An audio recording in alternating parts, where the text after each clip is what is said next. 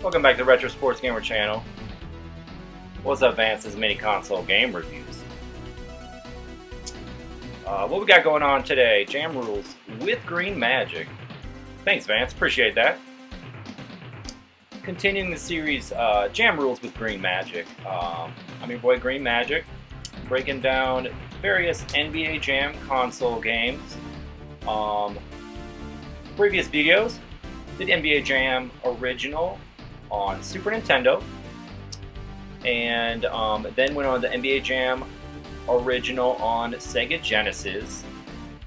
And today we are going to go through some of the teams in NBA Jam Tournament Edition on Super Nintendo. I consider it a tournament-ready game. We can pop out this chat here.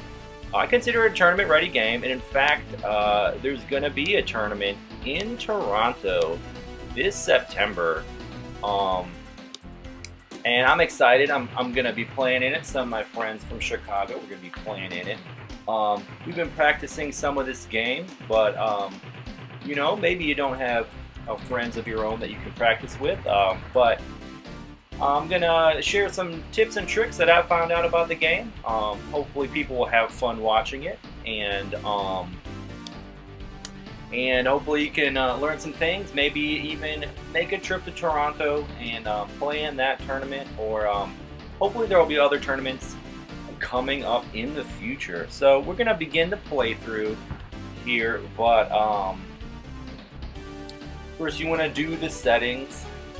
You want to turn tournament mode on, because that's just standard. No honky fun stuff today, at least. Computer assistance is going to be off. Tag mode you want to go on, because you know, you want to, when you pass the ball, you want to be able to control both players. So we're going to begin a playthrough, but as I do the playthrough, I'm going to use who I consider to be the best team in the game, and as we go through, we're going to use the less good teams in the game. So for my sign-in, we are going to go with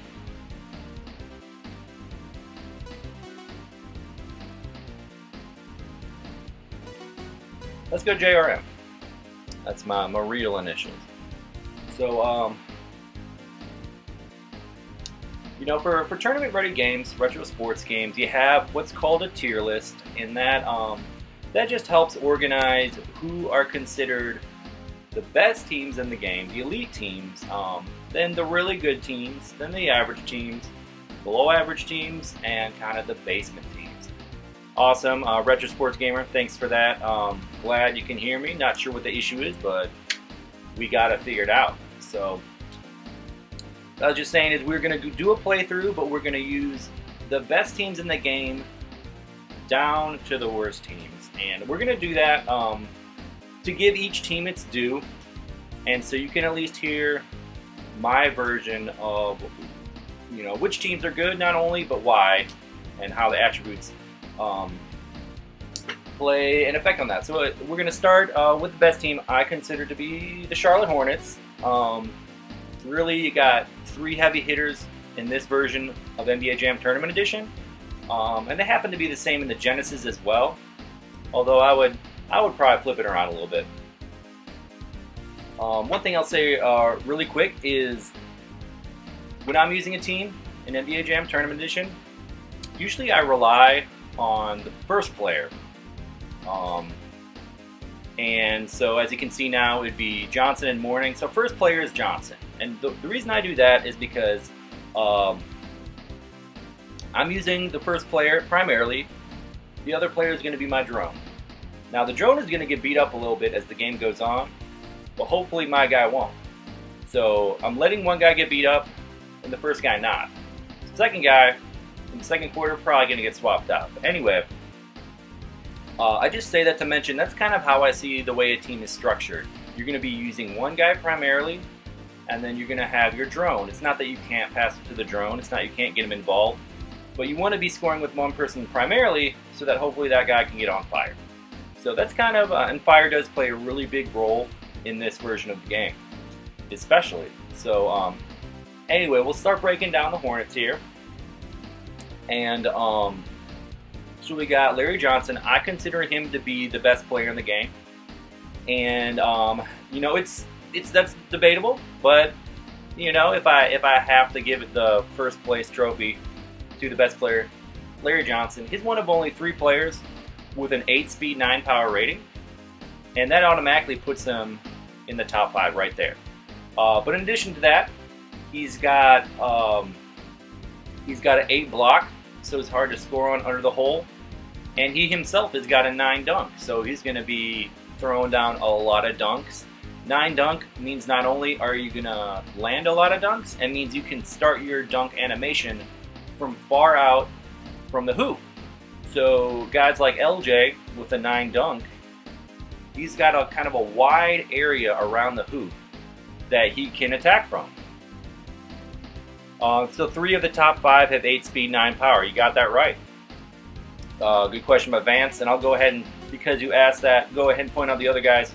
You got Dennis Rodman, who is from the Spurs. I would put them at the 2nd best team, and I'm trying to do this off of my head.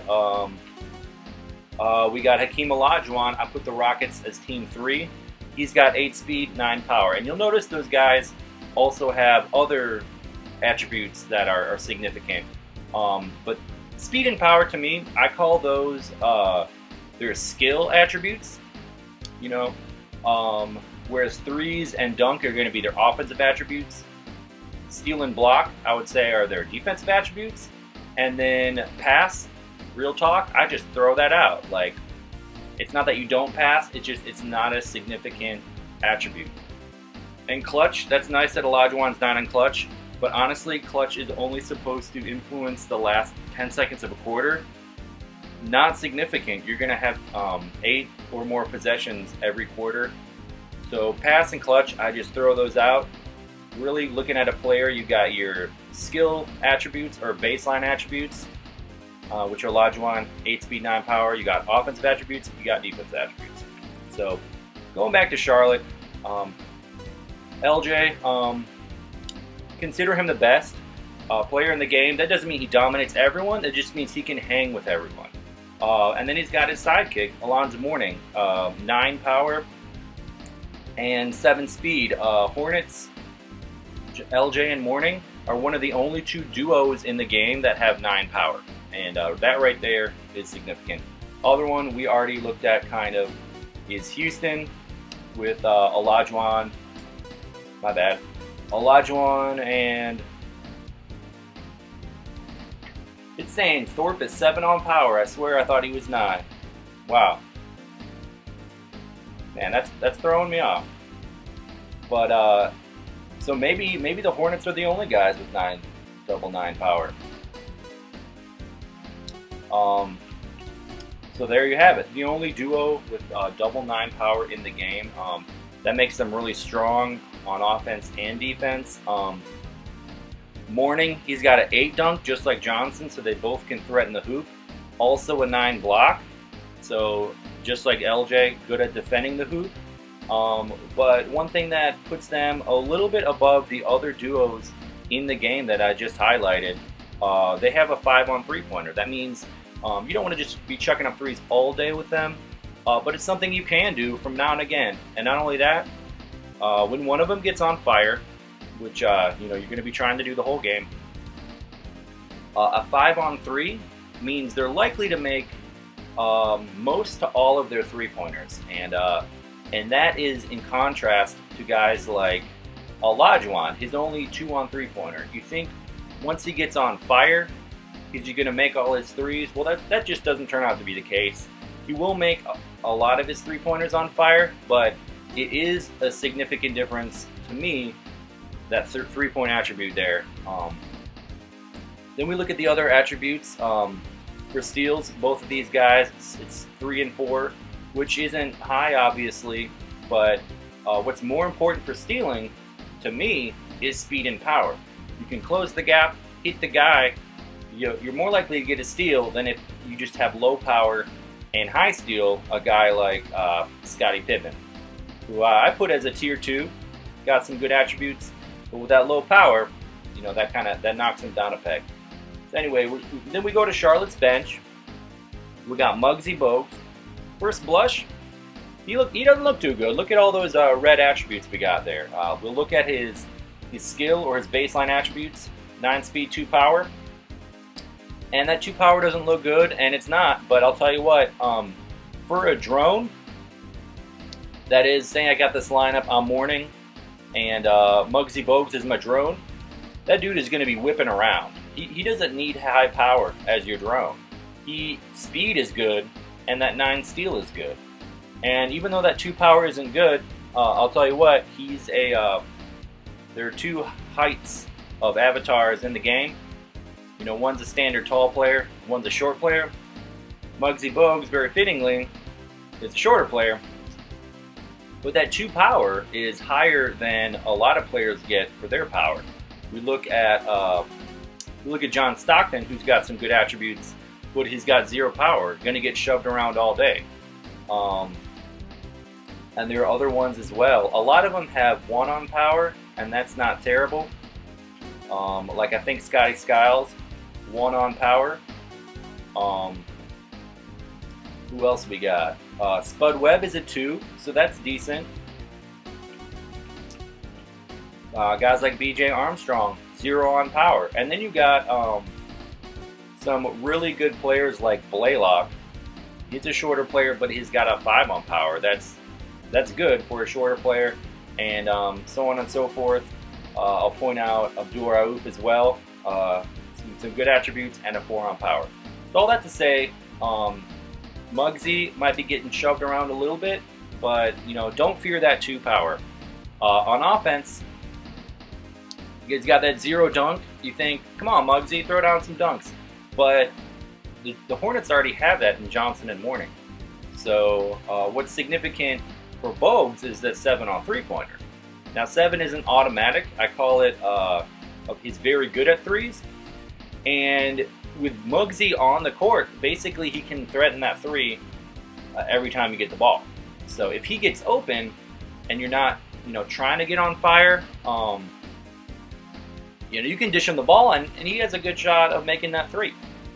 So then we go to defense. He's 2 on block. Not good, obviously, but that's what you got Mourning and Johnson for. And then 9 on steal, like I already pointed out, is really good when you match that with the 9 on speed. So he's a good drone coming off the bench. He's not as usable as Mourning and Johnson, but that's not saying much because they're 2 of the best players in the game. Mourning, I would say, is a top 10 player, definitely tier 1. Larry Johnson, I think best player in the game, or what I call S tier. If you're playing a different kind of game, there are about 5 players I would put in the S tier, and LJ is one of them. So anyway, that's what I try to make as a quick breakdown of the best team in the game. Now, say I'm going again in a tournament, and I'm gonna be the Hornets, right? I'm probably gonna do the Johnson Mourning combination first, and that's so that I have a really strong drone in Mourning, and I can do all the things I need to do with LJ. Now, hopefully, as the period goes on, Larry's gonna only accrue an injury or 2. Going in the second period, sub out Alonzo Mourning, put in Muggsy Bogues as my drone, let Mourning get some rest, and Larry goes out there with only his 2 injuries or so. He can still do a lot of good things. We'll be slowed down just a little bit with those couple injuries, but if you can use LJ for the whole first half, that's a good way to go with the Hornets. So without further ado, we'll lock in the Hornets. Now, when you're doing a playthrough campaign mode in this game, they kind of, they feed you the Mavericks first, and that's kind of like them saying the Mavericks are the worst team in the game. But that's definitely not true in my opinion. We'll get to them eventually, but Jamal Mashburn by himself is makes the Mavericks pretty decent. But so here we go. We're playing the Mavericks here. They got Mashburn and Jackson. Now when I'm playing with a team like the Hornets, you want to use your power and speed to your advantage, like I'm doing there, getting that turnover and dunking it home. Heating up is what you want to do. Woo! Even though his 9 on dunk, it's possible for him to miss a 3. So you're going to see that sometimes. A little bit silly, but hey, they got to find ways to make the game challenging. And I'm not complaining. I'm the best player in the game. We're going to try to get on fire here. We're going to try to stop those Mavericks. Push them over. But they're railing 3s, man. That happens sometimes. Mashburn, definitely a top 10 player in the game.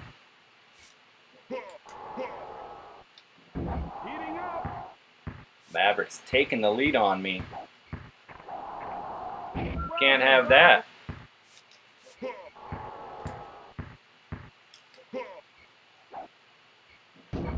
Mashburn heating up.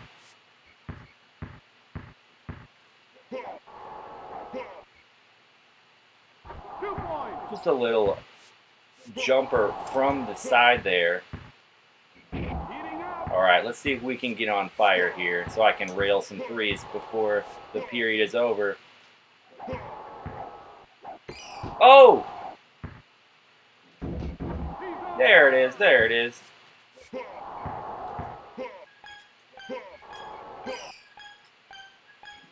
The rebound. Woo! All right.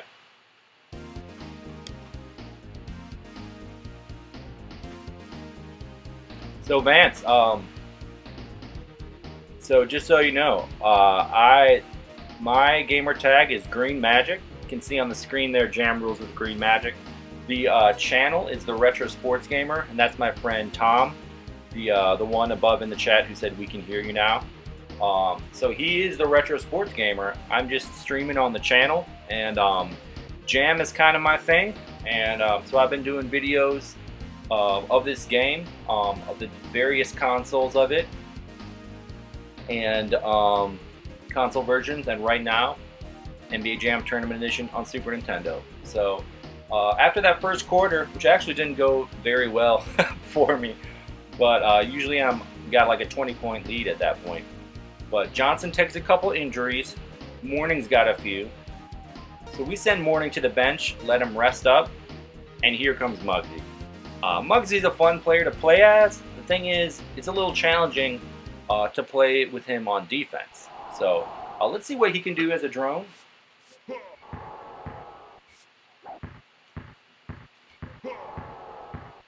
Getting the steal. Larry railing it.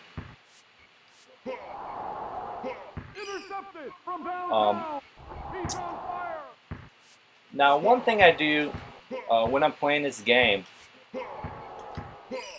you know, there's only 2 guys on defense, right? LJ missing his fire 3s. The one thing I do, unfortunately, the players sometimes are undistinguishable. Like the Mavericks, they all look similar. You know, dark skin tone, same height. So what I do is I look at who's inbounding the ball, and the guy that's if you look at the top, it says Davis is inbounding to Mashburn. I'll go and go ahead and hit Mashburn because he's going to be slower and easier to hit. And there's that block attribute for Larry Johnson coming into effect. So I look at the top, I see Mashburn is inbounding it, and then I just attack him. And because he's got a lower power rating, it's a little easier when you hit him.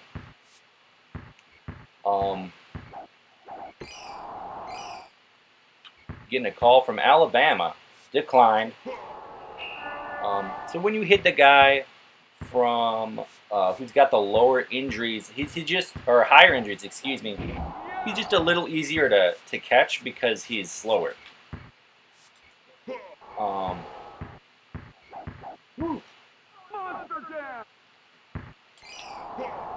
Mavericks playing tough. D, stop me from getting on fire. All right, one thing I want to point out for last second shots like that in the quarter, you can actually goaltend after the horn goes off. So you're going to be seeing me doing that every time the computer goes for a last second shot. I'm going to get back there and I'm basically going to goaltend it, but it's not called goaltending. Just something that they give you in the game. It's good to know that. Whoever has the ball last is going to have a hard time scoring. So Vance, I see that you'll be right back. Good to see you back. Chad C, good to see you in the chat. You're saying you thought the Genesis version of the game was supposed to be better. You know what? Real quick point on that. People that think that the Genesis version of NBA Jam Tournament Edition is better, you know, that's just their opinion, man. I'm just kidding. I think that's a really interesting debate to have. It's a good debate. Like, which version is better? Honestly, each version has its virtues. Some people like the way that this version looks or the other version. But at the end of the day, I think most people prefer the version that either they grew up with or that's on the system that they prefer more, for the most part. So if you're a Super Nintendo guy, you'll probably like this version more. If you're a Genesis guy, you'll probably like that version more. They're both really good versions. I think this one's superior, and in the series, I'll explain reasons why that is. But I am gonna play through the Genesis version of this game. That's just not the series I'm doing right now. First, I just decided to do Super Nintendo Tournament Edition first. It's going to take 3 videos to get through all the teams, and then I'll move on to the Genesis version. And after those versions, after those videos, you be the judge which game you think is better. So we just had the first half here, playing with the Charlotte Hornets. You're right, Chad. The threes don't fall as much in the Genesis version. They do sometimes, but they fall a lot more in the Super Nintendo version, and that's why it's significant to have guys like Muggsy Bogues on your team who has a 7 attribute rating of 3-pointers. So, and also guys like Jamal Mashburn, who is a 7 on speed, 8 on power, and 8 on 3-pointers. Guys like him are top 10 players in the game. So you're right, that is one of the differences in the game. So to that point, the Mavericks are a little bit better in this version of the game than they are in Genesis, because Genesis is so heavy on the pushing, and the Mavericks aren't a very good pushing team. Davis low power, Jackson very low power, Mashburn high power, but they do get shoved around a lot by some of the better teams. So Chad C saying at one point I was insanely good, and the game devolved to shooting mostly threes. You know, that is a fun way to play this game. When I'm teams like the Suns, you can bet I'll be throwing up a lot of threes. Teams like the Hornets that have such a good inside game, it's just slamma-jamma all day for me. What's up, Aaron Green? See you in the chat. Says Super Nintendo was generally better overall. Genesis had mad street appeal. That's interesting. That the Genesis had mad street appeal. You know, Genesis was an incredibly popular console in America, and so good games like NBA Jam Tournament Edition, you know, going to be popular.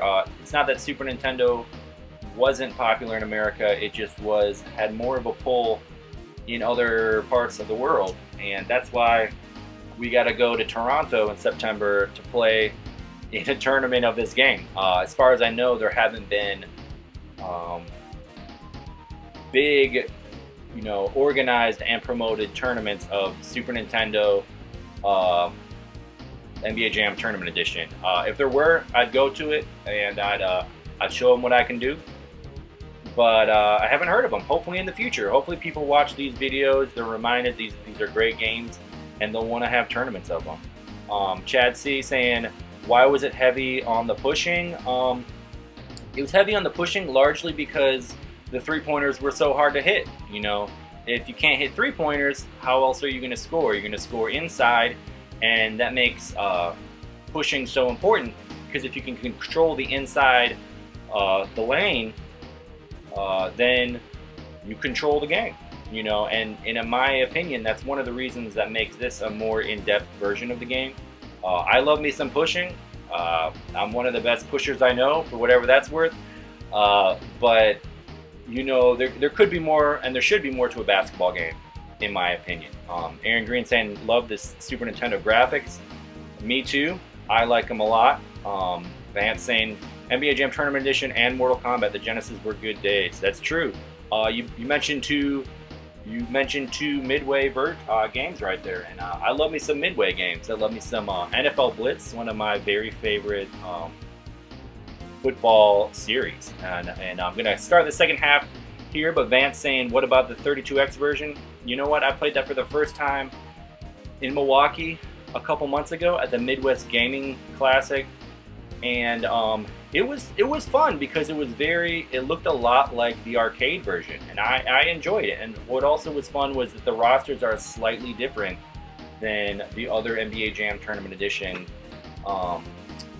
games. And I don't have a Genesis 32X, but I probably will one day, just so that I can have that game.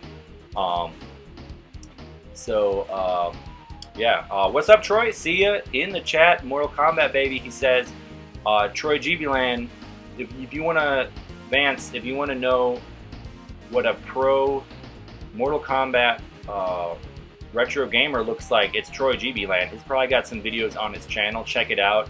This guy cannot be beat in hand-to-hand MK battle. No one can beat him. He's the best as far as I can tell. And you want to see some videos, check it out. Chad C saying, so are the multiple height avatars balanced? Not quite sure exactly what you're saying, but if we're talking about the arcade version, there are different levels of height avatars. In this version, it's just tall guys and short players.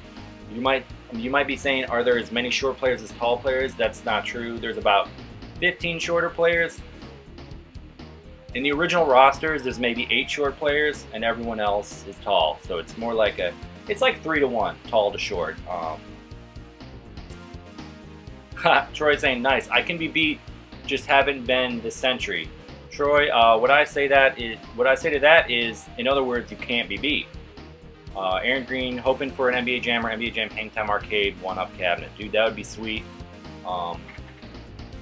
Hang Time, another great Midway game. It was the successor to the NBA Jam series. One day I'll do a playthrough of all those games. Well, by all those I mean Super Nintendo, Genesis, and 64. I think they're really good games, and I'm not all that familiar with them, and I'm sure there's a lot of depth there to explore. So we're going to start the second half here. And rested Morning. So it's time for Morning to come off the bench. And I'm going to have Muggsy as my drone here. And looking to the other side to see Davis has 12 injuries. And Jimmy Jackson, oops, I was thinking it was a tip-off or something. And Jim Jackson has 0. So Jackson is fresh, and Davis is not. So on the inbound, I'm going to be attacking Davis a lot. Poor guy. He is one of the worst players in the game. I would say he's a tier 5 player instead. One of the only tier 5 players of the original rosters. And I keep saying original rosters because once you beat all the teams, you have other players unlocked. And those players, for the most part, aren't as good as the starters, but sometimes they're pretty dang good. For the Hornets, they're not. They get Hersey Hawkins, who in real life was a good player, and they get Del Curry, who in real life was a pretty good player. But in this game, they just don't give them very many attributes. So I'm just going to town with Mourning here. He is fresh off the bench. He's got that 7 speed, 9 power. Missing the push though. Davis, who's slow to begin with, but with 12 injuries, is hella slow. I mean, oh, nice by Muggsy, getting the double push. We're pushing everybody into the corner. Boom! Mourning getting on fire by pushing the whole Mavericks team, baby.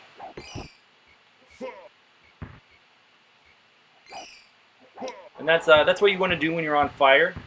You just want to sit under that hoop and get those goaltends. Of course, if you have a human opponent coming at you, it's that they know that's what you're going to try to do. Just going to chuck that up.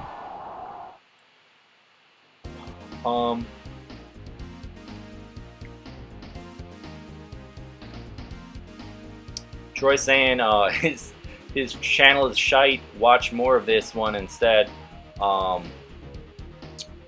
So yeah, man, maybe you need to do a playthrough or two of Mortal Kombat, Troy, or maybe I'll do a couple videos so you can see how bad I am, so that you just gotta go out there and show people what you're at. Chad C saying, who's the best jam player in Tom's Circle? I've won a couple tournaments, but DPS is a really heavy hitter as well. On a given day, DPS can definitely beat me. I would say one thing I have going for me though is I play these a lot at home, or when it suits me. And DPS plays video games, but he plays more of the modern games, and he'll play retro when we all hang out. So I play retro when we hang out, and then I come home and I study these games. That makes me tournament ready. And also, when it comes to tournaments, I just have a gear that I lock into, this competitive mode, and that makes me hard to beat too. So Tom's right, Shawn and him and Mort, they're all good, man. But we gotta do more practice, and we gotta get better, because I see room for improvement, guys. Aaron Green saying he's good at the old MK games. That's cool, man. But do you know all the finishing moves? Because Troy does. Yeah, Tom saying maybe some other competitors coming up. Troy pretty solid at jam. I would agree. He knows how to play the game based on just a few tips that we gave him, and instincts go a long way in this game.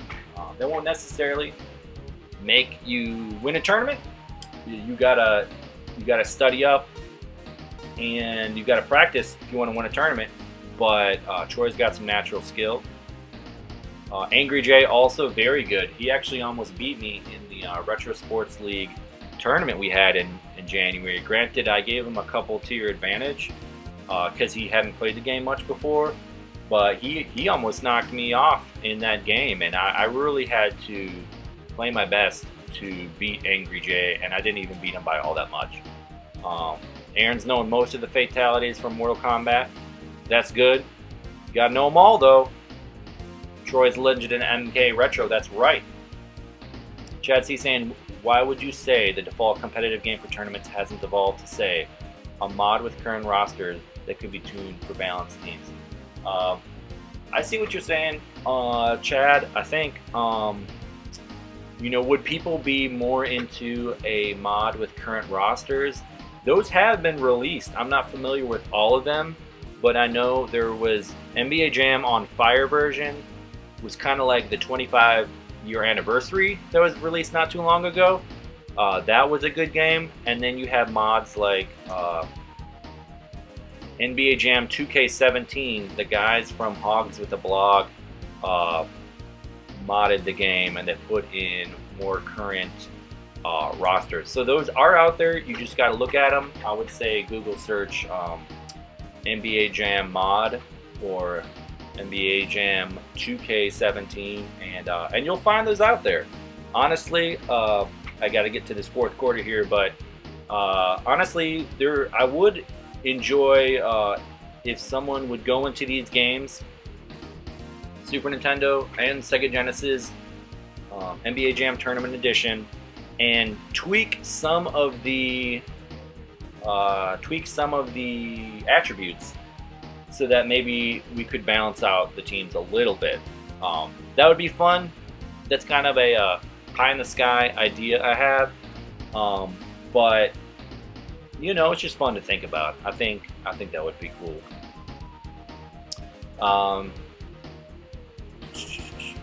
So yeah, Chad C saying there are just so many unusable teams in Classic Jam for a high level play. I see what you're saying, but I feel like they are usable so long as they're against each other.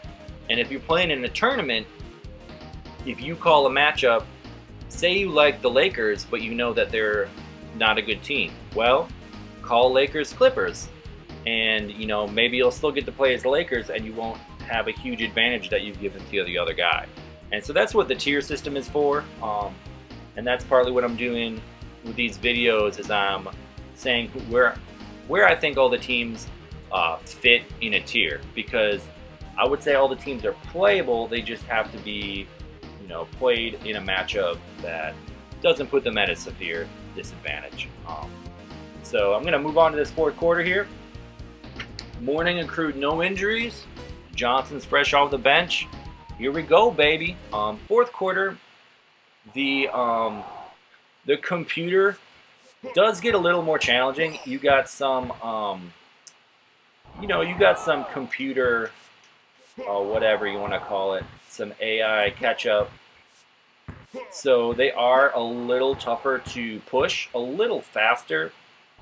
But I'm going to do my best to just crush them. Ooh, mash burn. Larry Johnny, breaking off the glass. Is heating up.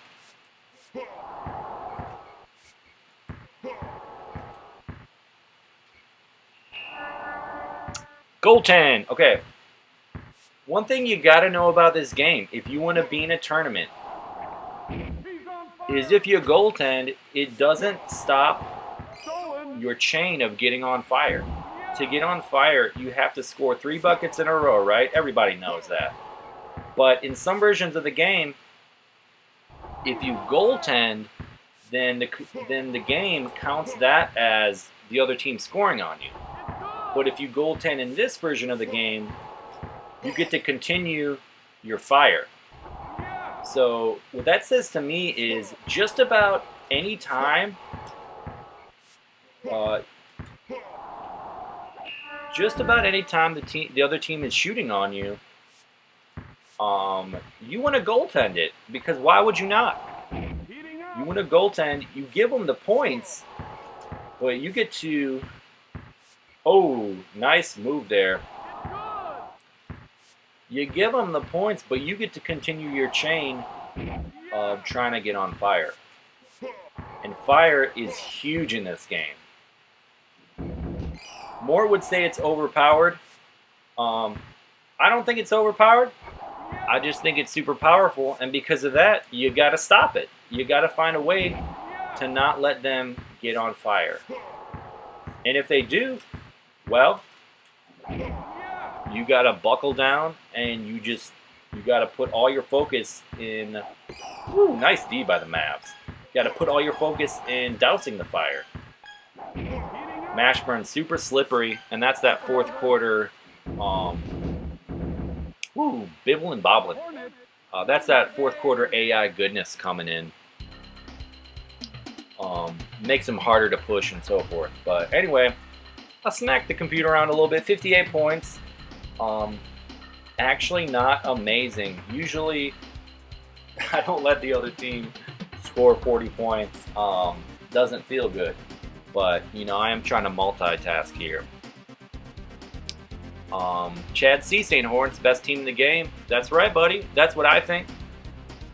We're going to talk about the the other great teams. We're actually going to break down the top 8 teams today. So we're just going to keep on clipping here. It's like that third period with Morning was my best. So it was fun, Charlotte Hornets. We're moving on. Aaron Green saying love playing as the Houston Rockets. You bet your sweet bippy, they're coming up soon, just not quite yet. 97, damn. Not sure what you're referring to. Maybe you're saying the 97 Rockets team was really good. This game came out in 94, so it's right when they were winning. They had their championship runs. And in fact, the Rockets are the last team you play in NBA Jam Tournament Edition when you're doing, a campaign mode. Because they're basically saying they're the best team, at least in the NBA. Locking in those initials, Dallas Gonzo. Next team, Timberwolves. I would say they are the very bottom of Tier 4, the Timberwolves. But we're not talking about them yet. Second best team in the game, the Green Majik, is the Spurs. I also think they're the second best team in the Genesis version of this game. So,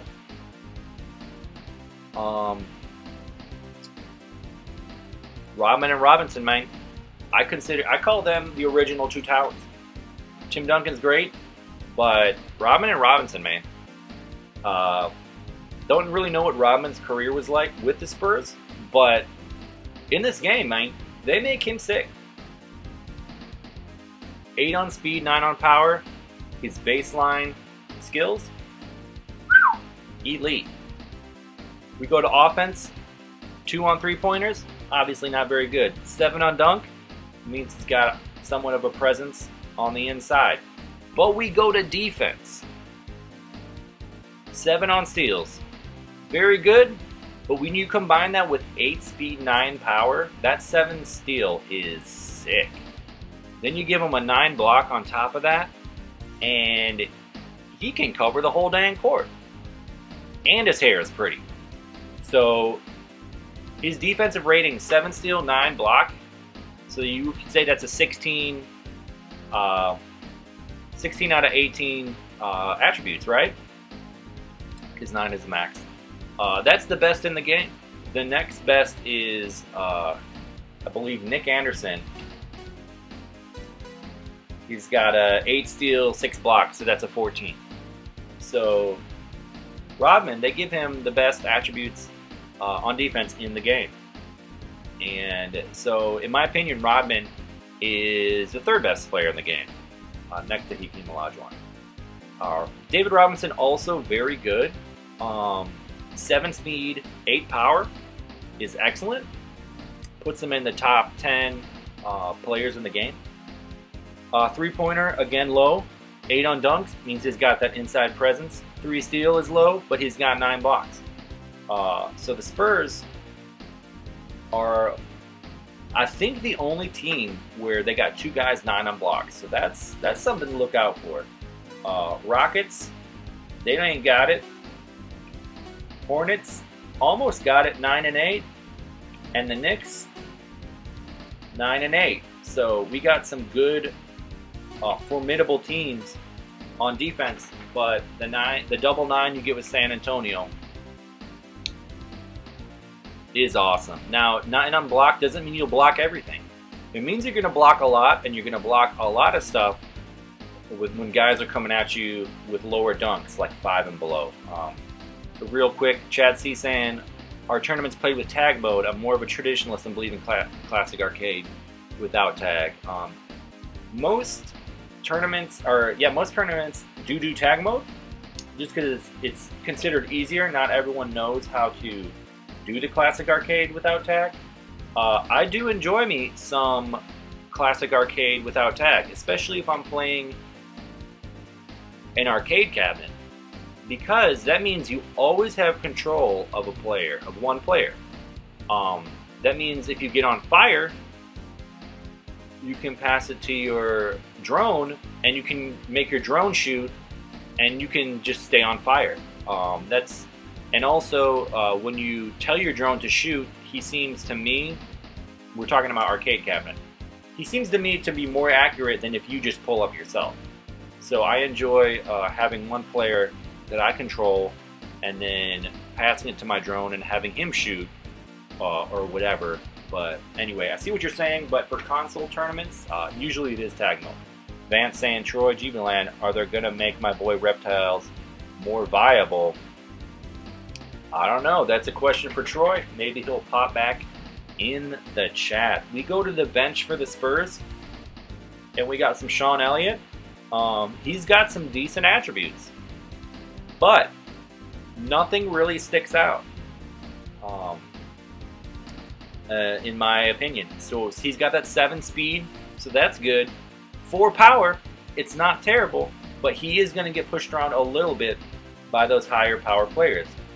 He's steady on offense with 6 and 6. He is the Spurs' 3-point threat, if you will. But 6 isn't that great. It's not reliable, in my opinion. And it might just be in my head, but I think a 7-on-3 is a pretty significant step above the 6 that you get with Elliott.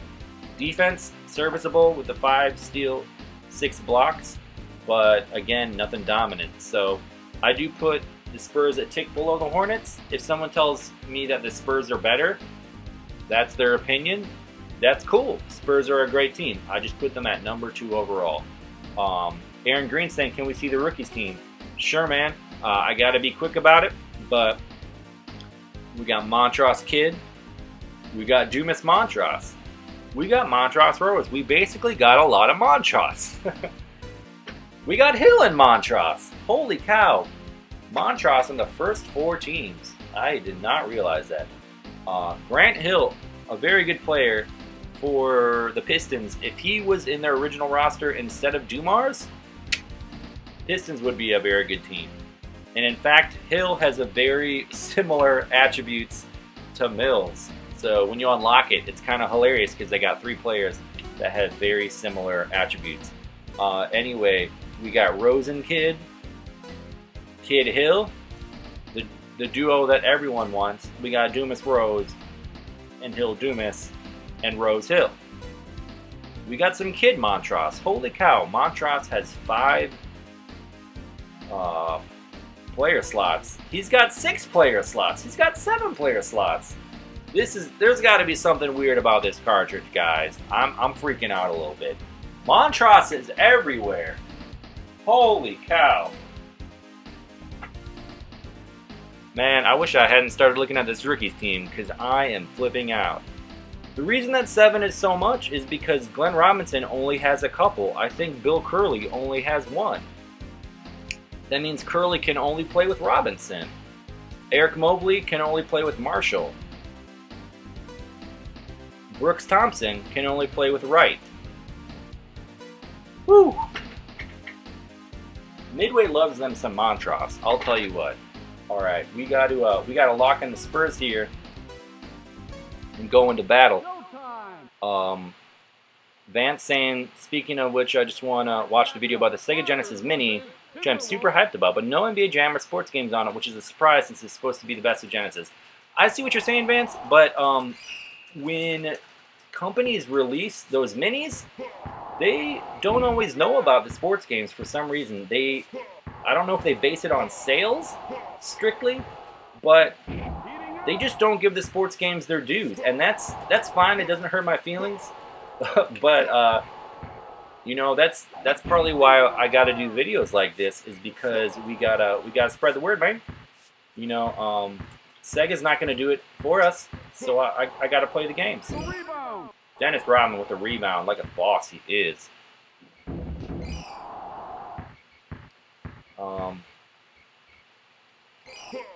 Chad C saying, using the drone takes skill also. Too easy to dominate both sides of the ball with a player like Larry Johnson. I see what you're saying. But the thing is, dude, the other team might have Dennis Rodman, so they can dominate with Dennis. So it's like that. I'll give you LJ if I can have Dennis. You know what I'm saying? I'll give you Dennis if I can have Hakeem, you know? So,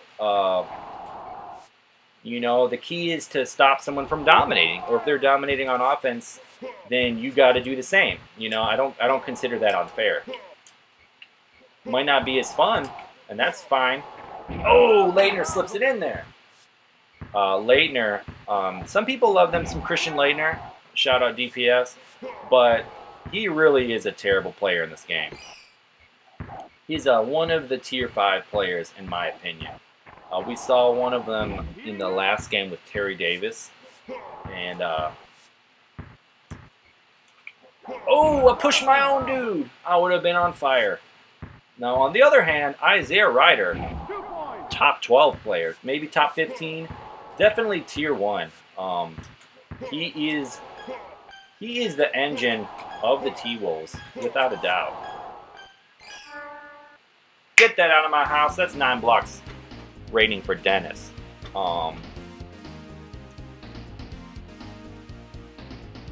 Troy saying I don't have specific balance changes. Advancing, I see. Some good Mortal Kombat chat going on. Dennis, my boy, taking no injuries in that first quarter. David taking 4. We're going to put him on the bench. And we're going to bring in Shawn. David's going to be fresh for that third period. You always want to be playing with a fresh player if you can help it. Woo! I don't know if y'all saw that. I saw a little wiggle by Christian there.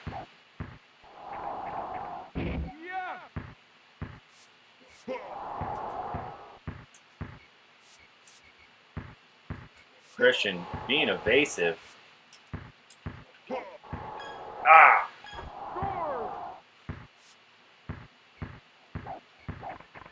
Blaze it up. Woo! You'll see that sometimes playing the computer, you go in there to hit them, and you end up with the ball. It's just kind of a funny thing that happens sometimes. It's actually kind of not advantageous sometimes because I won't know I have the ball, and so I'll be like trying to push them again, but then they get the ball right back. Christian too late on the defense. Come on, Dennis.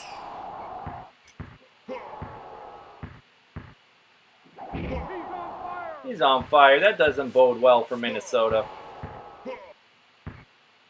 When you're on fire, you get infinite turbo. You also, I believe, get a power boost. So it's easier to... woo! Slipped it by me. It's easier to get turnovers. I already got 9 power, but you give me a boost. Come on. And then, of course, you can goaltend, which I messed up the last time I had the ball. But, hey. Not even Dennis is perfect. There I go, getting the purposeful goaltend. I do that because I'm heating up, and now I can get on fire with one more score.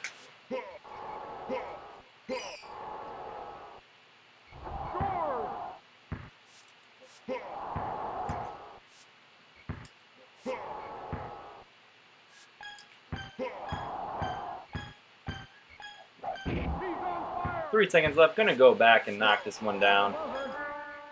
That takes a little bit of timing, but once you get used to it, not so hard. Troy saying licensing hurt these titles. That's interesting. I forgot about that. That they can't, like if they release a SNES Mini or a Genesis Mini, they can't just use anything. I guess they would have to pay for the NBA license again. And they're not interested in doing that. So Chad C saying, I always thought the thing with Montross was that they wanted a guard forward and then a center. That's interesting. I think they just messed up. Because wanting a guard forward and then a center, I see what you're saying, but there are other centers in the game, you know? And, like I think Mobley and whatnot. on the rookie team. So they could have used those guys. So I don't know. I'm wigging out. I'm gonna have to do some research on that so I can sleep tonight. Rodman still no injuries. We're gonna keep him in. Rodman Robinson, the original Twin Towers.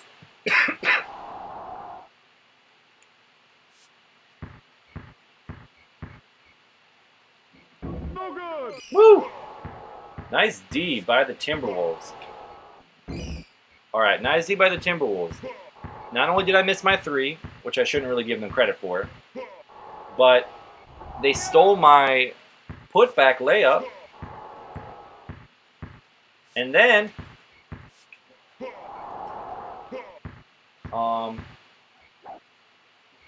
the other guy pushed me. So they were really trying to do me in there.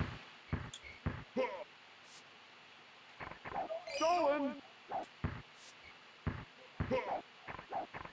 Dennis Rodman, 9 on block. It's Isaiah Ryder, one of the best dunkers in the game, but Denise is just too much. Stolen. 2 points.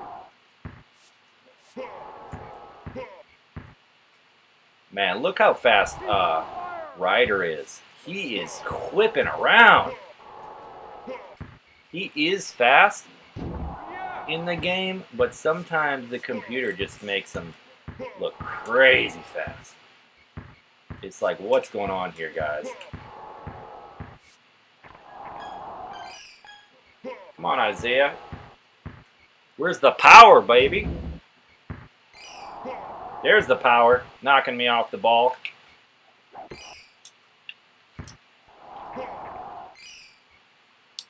You're not going to dunk on a fiery Dennis.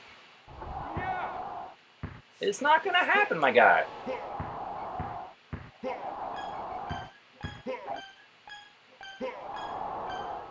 At the buzzer. Whew. Snuck that one out.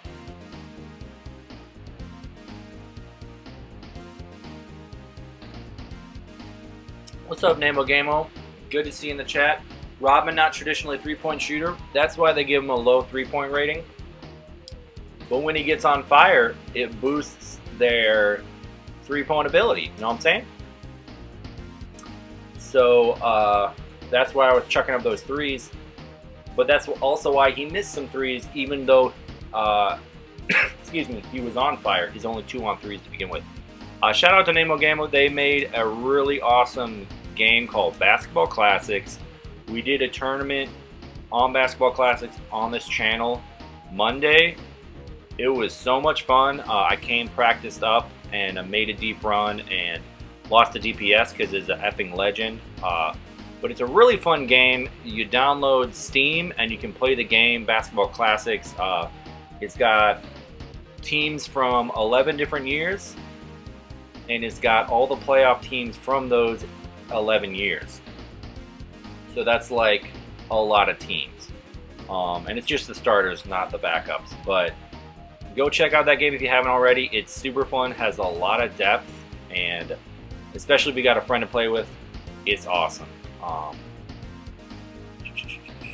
Chad C. given some history, NBA Jam. It was a haphazard last-minute addition with the rookie team due to the timing of the release. Notice how poor quality the photo scans are. I see what you're saying. I also, one thing I've thought about is they don't even give, when the rookies are playing in the game, they don't even say rookies versus Timberwolves. He says this really funny thing like I can't even do it. But I'm like, so did you guys not even have a soundbite for this? Vance saying through the double team. That's right, man. You can't double team Rodman. You can triple team him, or you ain't got 3 guys out there. So good luck with that.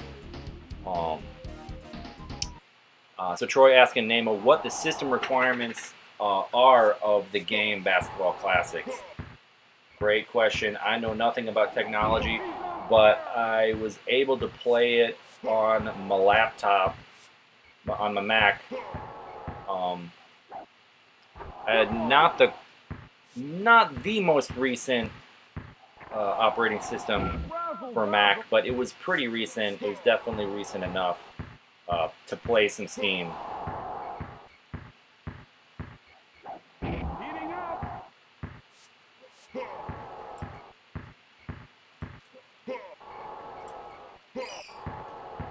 And I was actually talking to my friend at work yesterday about Basketball Classics because I was still buzzed about the tournament we had, and he was saying, "Man, when they get multiplayer online playability, he thinks that game could really take off just because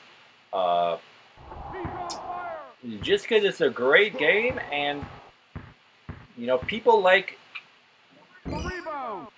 the old arcade feel sometimes, but sometimes it helps a lot to have more modern rosters, and that's what that game provides. You can be classic teams. You can be Kareem Abdul-Jabbar from back in the day. You can be Larry Bird, Magic Johnson, but then you can also be more recent teams.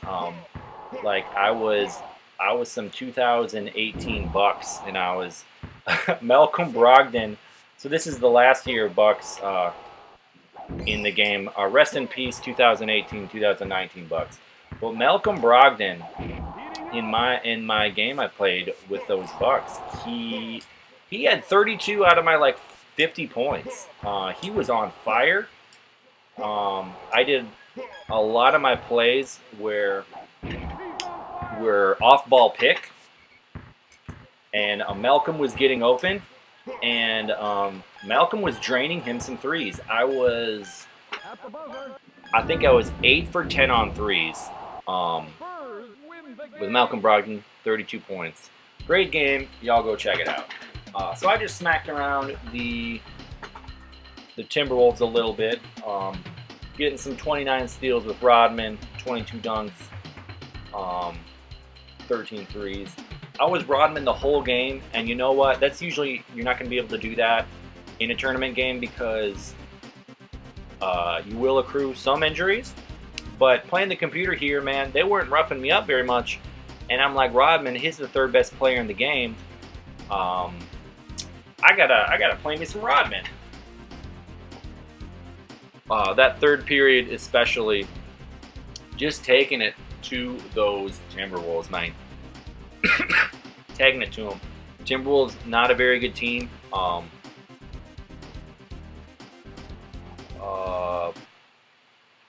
What's it called? I put them at the bottom of tier 4 there. Some more history from Chad C. Is he yelling good? The arcade soundbite for the game-winning buzzer beater, which was sampled at the worst quality when brought to the Super Nintendo. For the rookie team name, I think so. You could be right, man. That's a way better theory than I've ever thought of or even heard about. If that's not true, we should start that rumor today. Vance saying both teams combined for 109 points. Great offense performance overall for both teams. That's the power of averages. I feel you, man. But you know what? I got a treat for you, Vance. I got a treat for you because the third best team in the game, in my opinion, tier 1, some people think they're the best, is the Houston Rockets. We got ourselves some great players on this team. We've got Hakeem Olajuwon. I say he's the second best player in the game. A lot of people would say he's the very best. He just can't shoot threes very well, and that's why I can't say he's the best. But we're going to put him with Ori here. 8-speed, 9-power Olajuwon. Elite skills. Offense, vicious dunker. Can't shoot 3. 3 steal, 9 block. So he's very good at defense. Robert Ori, 7-speed, 8-power. Very good. Puts him in tier 1 player category. Along with his other stuff he's got here. But that 7-8 is good. He is one of the 3-point threats, you could say, with the Rockets. He can nail threes. Not going to be terribly consistent. But you can't leave him open. And then he's got the inside presence with the 8. And then he's got solid or serviceable defensive statistics. So this is a vicious duo. Olajuwon Ori. Probably the 3rd best duo in the game. 8-speed 9 power with a 7-speed 8 power. Yikes. That's some good stuff. Then coming off the bench, we got some Otis Thorpe. We got some 7-speed, or some 5-speed 7 power, which is pretty good. And then he's got good offensive attributes. Again, can hit a 3 with that 6 3-pointer. Good dunker. And then he's serviceable on his defensive attributes. And you know what I'm finding out is that I thought Thorpe was an even better player. I've got a little sheet here where I've written down all the attributes of the players for quick reference. And I actually miswrote some of his attributes down. So I think that's kind of funny. Yeah, I got him overranked on power. And that's hilarious. But anyway, very good player. I'd probably put him at tier 2. Is Otis Thorpe. Ori and Olajuwon, tier 1. So let's go ahead and I'm going to go Ori Olajuwon. Even though Olajuwon's a better player, I'm going to primarily be Robert Ori, because when he gets on fire, he will be able to rail some of those threes, most of those threes. Versus now I'm looking from my chat box here. Versus Olajuwon, who's sick, but he just won't make as many threes as I want him to.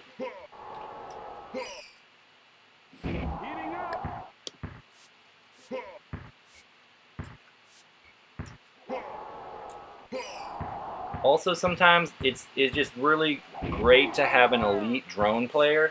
And I keep saying drone because that's the guy who's on my team who I don't control.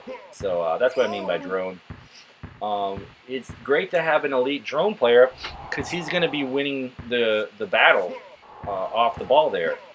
So, if I'm doing things with the ball and my drone is tearing up fools, well, things are going to go well for you.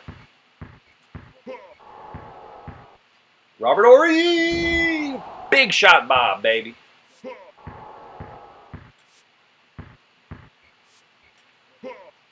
Woo! Hits the rim. Ori with the rebound.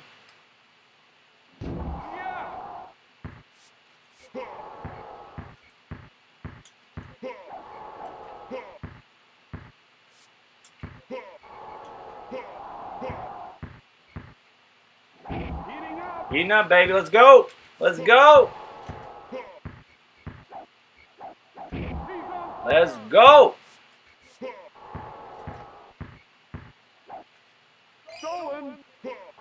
Come on, Harold. You won the dunk championship in like 1992 or something. Why are you going for the layup, man? You got to take it strong to the hole, my brother.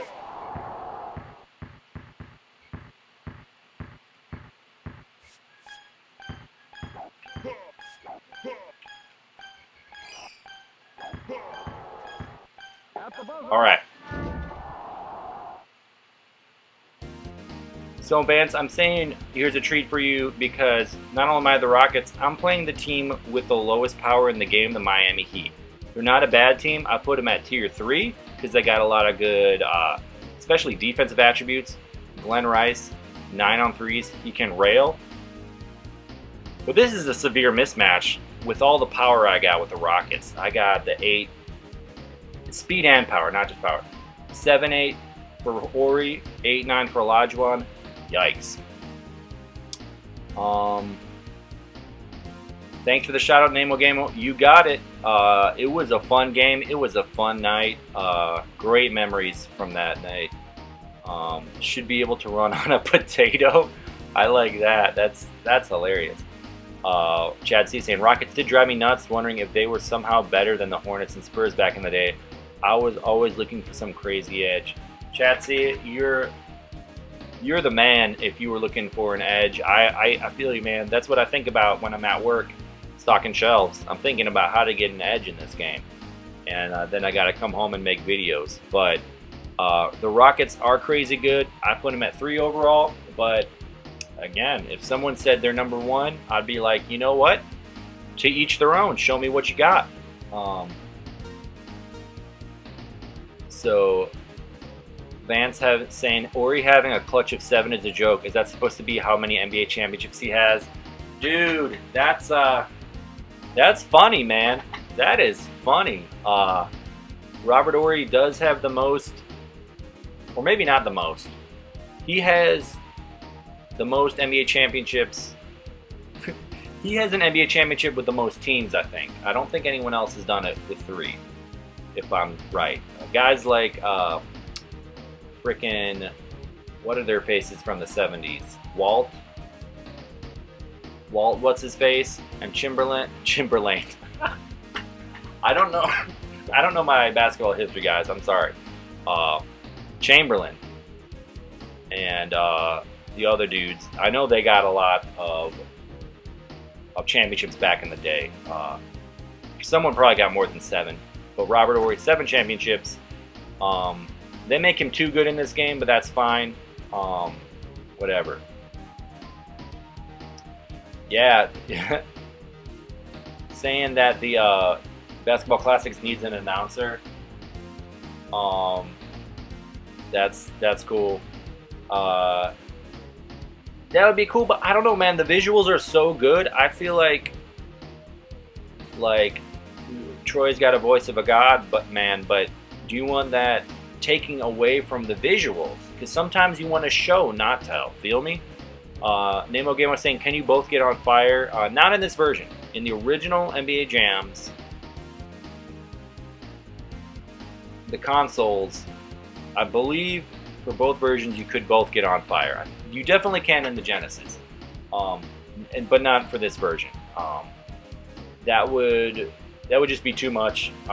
Getting on fire in this game is a lot of fun. Gives you a huge competitive edge. Sometimes games are decided based on who gets on fire and who doesn't. It would be too much to get the team on fire. Bill Russell, thanks Nemo Gamo. That's the guy I was trying to think of. And Chatsy, I think someone like that strategy you just displayed is what was kind of shooting for. I was just only 18 at the time, not quite thinking as deeply. That's cool, man. That's cool. You don't got to think deeply. Sometimes it's just fun to think about it. You know what I'm saying? Bill Russell and Sam Jones, best basketball duo ever. I'll have to take your word for it. I seriously don't even know who Sam Jones is. Sorry if that makes me a sham.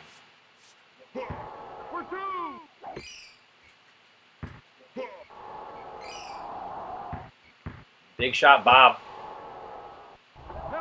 Can he be stopped? Are the Heat going to score a point?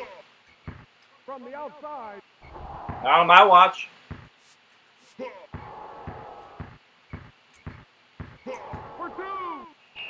Just kidding. They scored.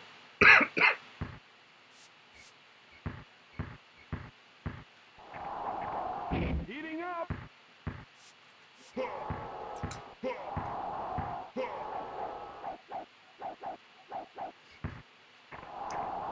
Sometimes you get locked. I didn't try to throw elbows, but sometimes the game just makes you throw elbows forever. He's on fire.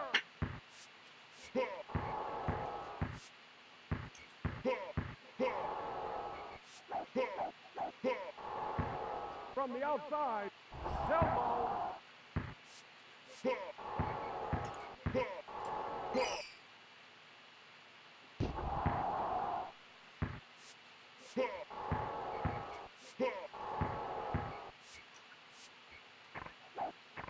Ooh.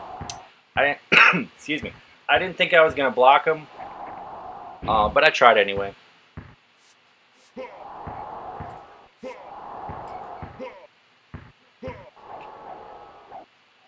Heating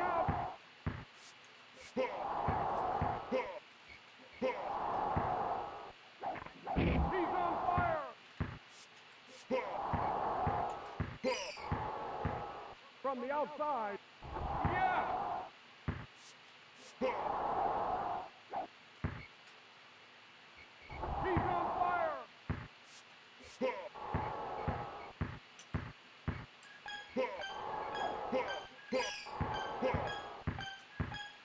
At the buzzer. All right, I was a little quiet there for a minute, but I really wanted to focus and get that lead.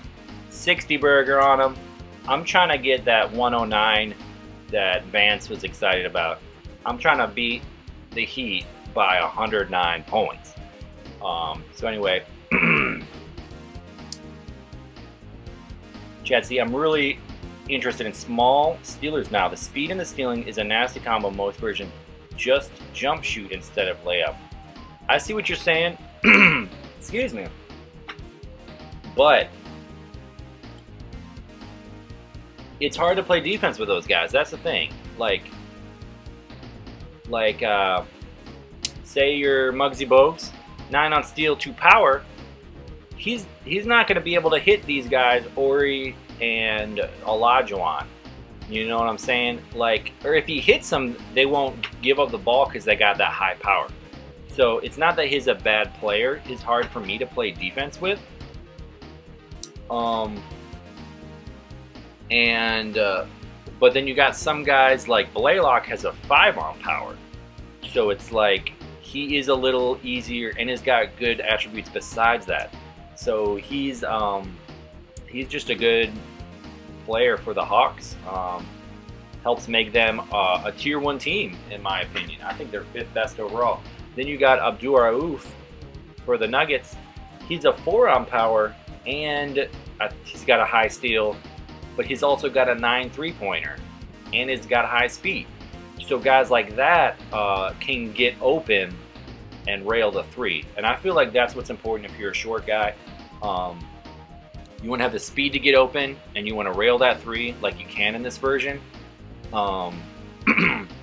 Can Muggsy steal instead of push, you're saying? Yeah, he...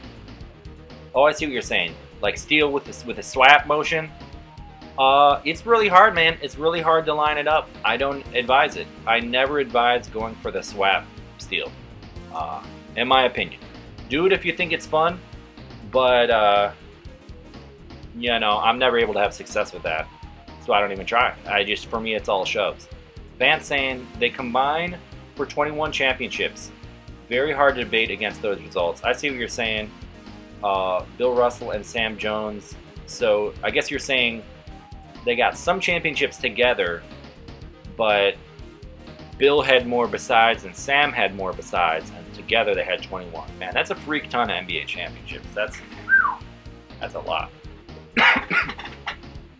So we're going to this third period. We got a 60-point lead. Defense might get a little harder, but that just means we gotta take our game to a higher level. And Olajuwon is low on 3-point rating, but I'm gonna still chuck it up with him and see if he can get me some threes once I'm on fire. He's on fire! He's on fire!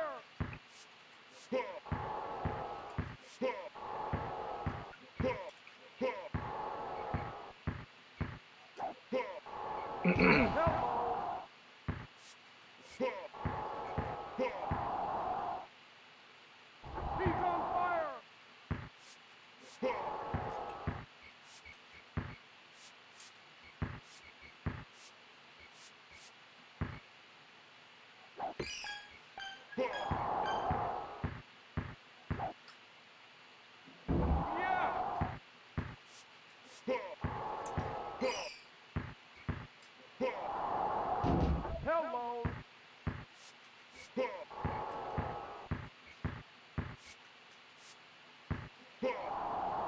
The rebound. Heating up.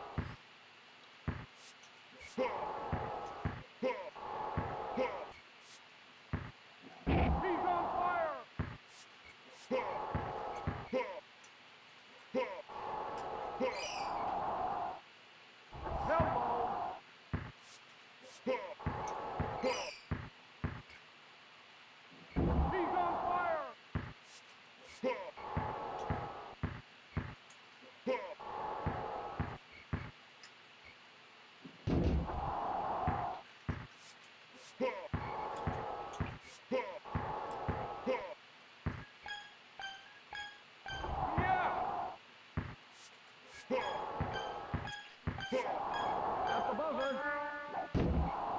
What's up, Heat? 95 points. Well on my way to 109. Chad C saying, I've done some good things with the steal instead of shove. The shove takes control away for nearly a whole second. I see what you're saying, but that just means you got to have smart shoves. You know? Don't shove willy-nilly. And you got to conserve that turbo. So when you're on defense, that's something I'm going to talk about in the next video. I'm going to talk more strategy as well as breaking the teams down. But one of the main strategies on defense is to not use your turbo until you want to push or you want to cover ground. So when you're playing defense, just like you would in basketball, you want to cover the guy with the ball. And if he makes a mistake, if he gets too close to you, you got that turbo, you push him, you get that ball back. You know what I'm saying? Possessions are critical in this game. Even though you get a lot of possessions because it's basketball, in high play, they're critical, just like if you were playing football or a game where you have a lot fewer possessions. You want to score every time. So anyway, when you're on defense, conserve that turbo, use it for pushes and for covering ground. Chad C saying, maybe not that long, but the swipe is quicker. Definitely works in arcade, not sure about SNES. That's a great point. I think a lot of people do have success in the arcade with the swipes, and they assume that it carries over to the console. In my opinion, it does not at all. You know, take that with a grain of salt if you'd like, but in all console versions that I've played of NBA Jam, I do not swipe. Even if I'm a little guy, I try to shove. It's hard to shove when you're with a little guy, but even for them, it's more effective than the swipe. Vance saying 95 points. That's right, baby. That was for you. I'm going to get that 109, I promise, and hopefully more. So here we go. Rice 16 injuries, Minor 0. Minor is going to be freakishly fast and hard to push, but let's see what we can do. Heating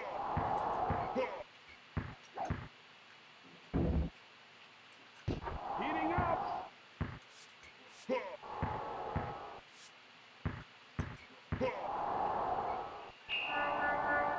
Purposeful goaltend, want to get on fire. He's on fire. Stolen.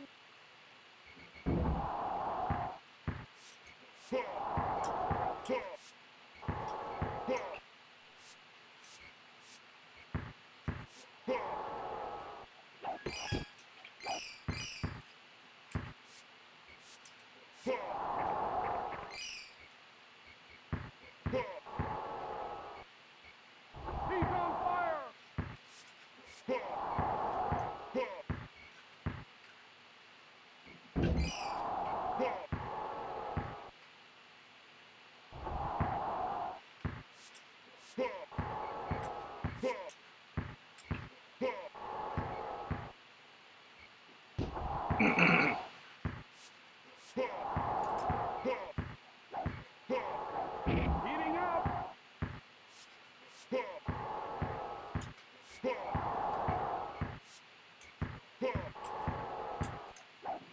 'Dang! Oh man, that's gonna cost me some points. Just missing that fire right there.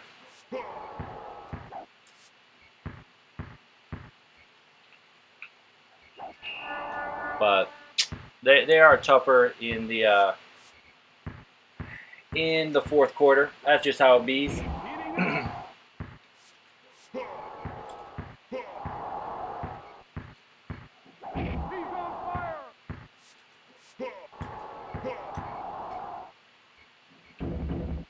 Come on, Hakeem.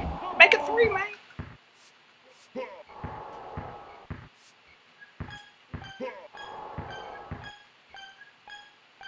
on fire. Rocket wins the game. 117. What's up? Current world record for this game is 125. And I just got 117. So what's up? Even if I did get over 125, it wouldn't be official because I didn't show the booting up of the system, and so forth. But dang, the Rockets, man, they got some speed, they got some power. 44 steals for Olajuwon, not bad. 128 points, 28 threes, not bad.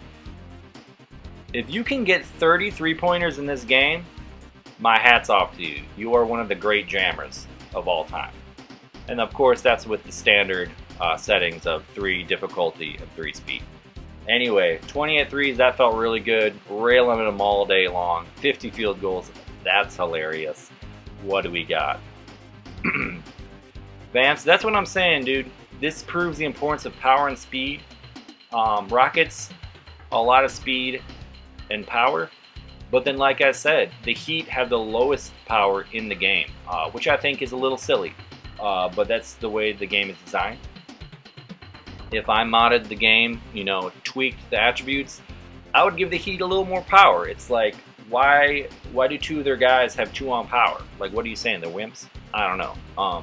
Might have been an oversight, but the fact that the Heat have no power, it really knocks them down from where I think the developers thought that the Heat were one of the best teams in the game because they're given so many attributes. But the fact that they don't have power brings them down. So I shut them out in the first and third period. That's funny. Most of the teams I've played so far aren't great. Well, Heat not a bad team, even though I just destroyed their dreams. Mavericks and Timberwolves, they're like lower tier 4 teams. But next we're coming up against the Bullets, and the Bullets are a real team, y'all. Bullets, I put them at the bottom of tier 2, and that's primarily because of Chris Webber.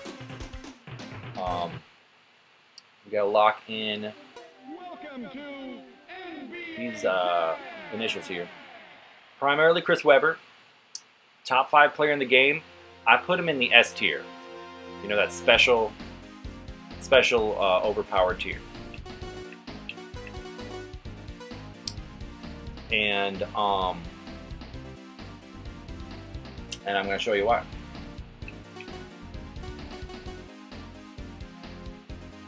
There's that 8 speed 9 power rating that special rating that not many players have. Larry Johnson, Olajuwon, Dennis Rodman, Chris Webber, and that might be it. Those are 4 special guys. When we're talking S tier, that special elite tier, I also put in Derek Coleman, 7 speed 9 power, and that 7 3-pointer, as well as Duncan blocks. Whew, man. We're talking about Washington. Chris Webber, you want to be him, play as him, put him in your player 1 spot at least 3 periods. 3 periods. He'll probably have to rest the third quarter. 8 speed 9 power on offense. He's got a 4 on 3, not great, but he can rail sometimes. 8 on dunk. He's got the inside presence.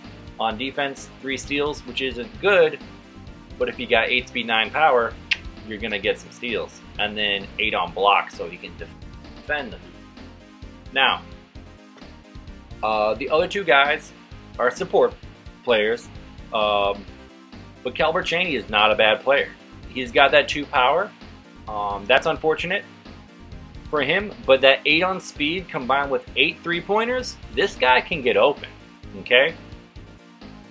In fact, maybe I'll try to do that in the second quarter. I'll be Chaney in the second period, and we'll just see how many threes he can get, just for kicks. 8 speed and 8 speed and 8 threes, that's a killer combo. 3 dunks, you want it to be higher, but he's just not an inside threat unless you're playing a team that has low blocks. He's going to be a shooter for you. On defense, 7 steal and 8 blocks, so he's got decent defensive attributes. That 7 steal isn't all that deadly because he's only got 2 power. But 7 steal is still not bad, especially if he's a drone. That's not bad. We flip it over, Scotty Skiles. I don't think he played many games for the Bullets.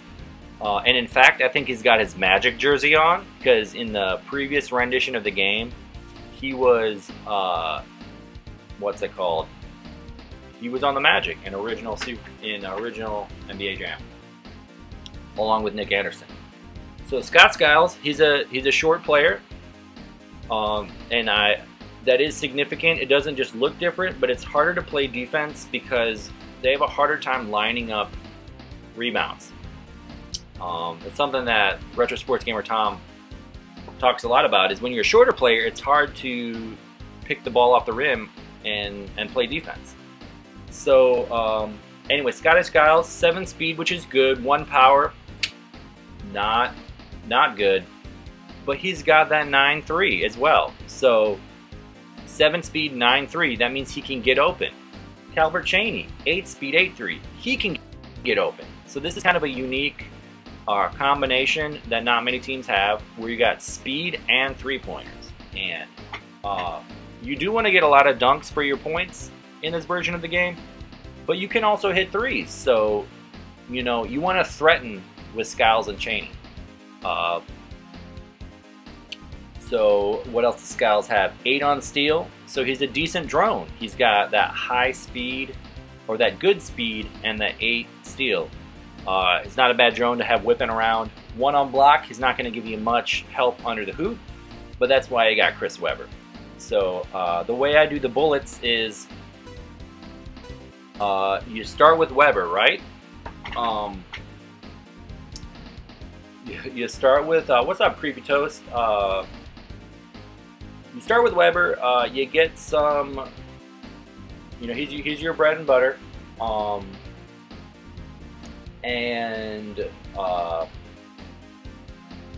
Yeah, mate. Scott Skiles is going to be my drone.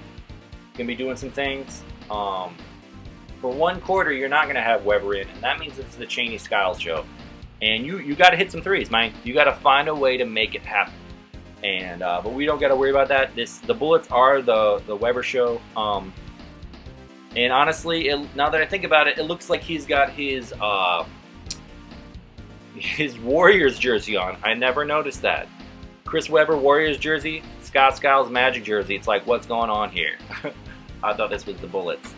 Chris Webber, soon before this game was made, or before they locked in the attributes, he was traded for Tom Gugliotta, and that's why Gugliotta's on the Warriors in this version of the game, and Webber is on the Bullets. In the arcade version of NBA Jam Tournament Edition, Webber is still on the Warriors, I believe. He is along with Chris Mullin and Tim Hardaway. And Gugliotta is on the Bullets, I believe. So, but in this version, we got Webber here, we got Gugliotta over there, and actually in other versions of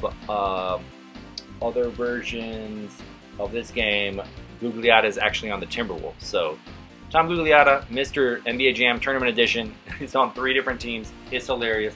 Let's get this started. Let's see what Chris Webber can do. Let's see what Scotty Skiles can do. Maybe I'll get Scott. Oh, we got a Bullets versus Bullets.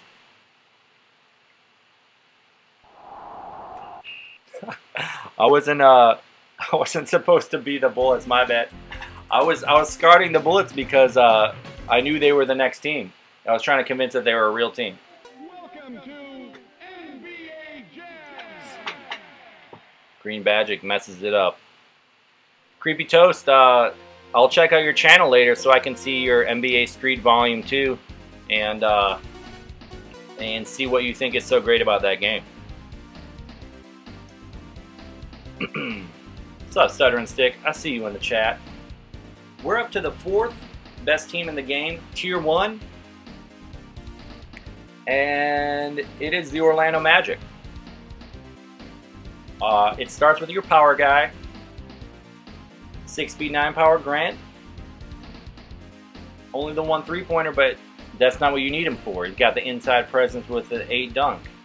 2 steals, not great, but he's got the block, so he's got power and block.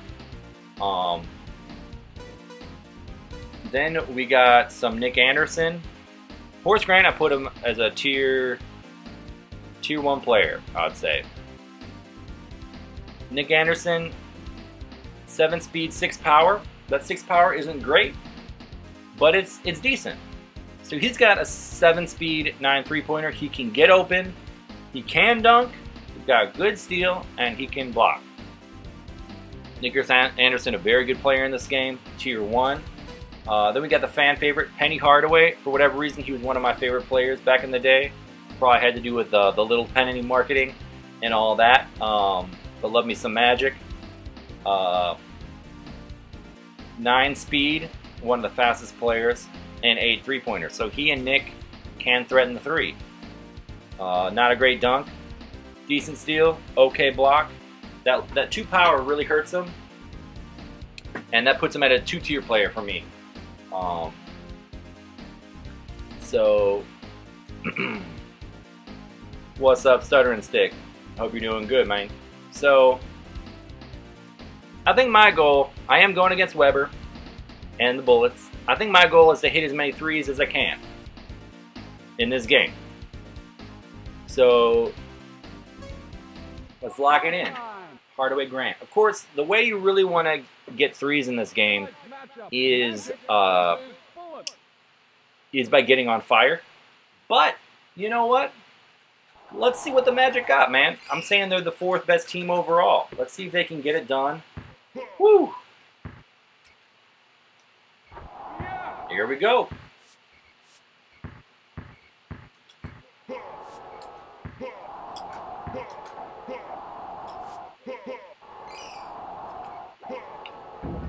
Nice board by Penny. That was some tough D right there.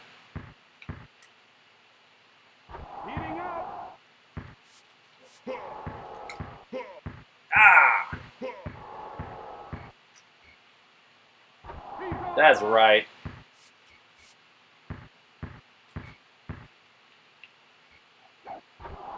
Dang! Swinging a biff after all that work of getting on fire.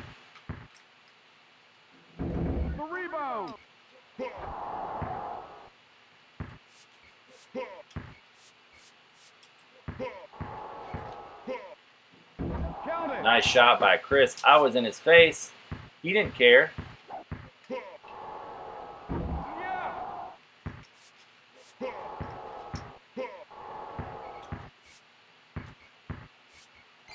Nice block by Horace.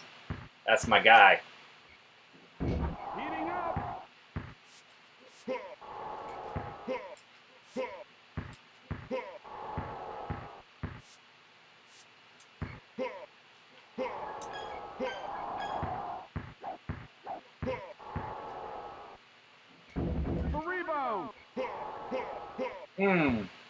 There's that 2 power. Penny getting pushed off the ball.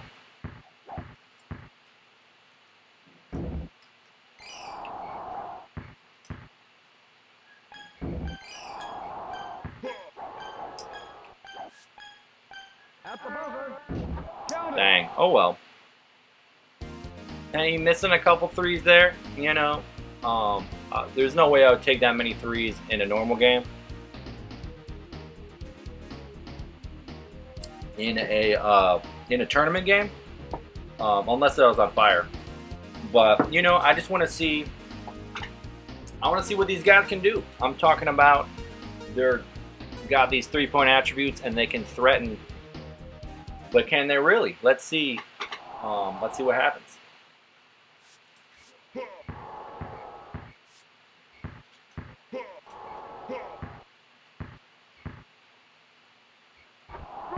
Off to a good start for Nicky Poo Anderson.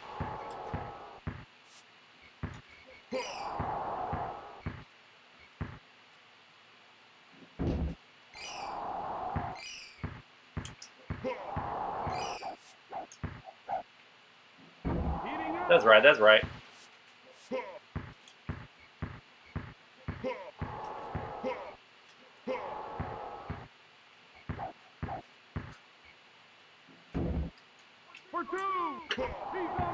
I just took the foot back there.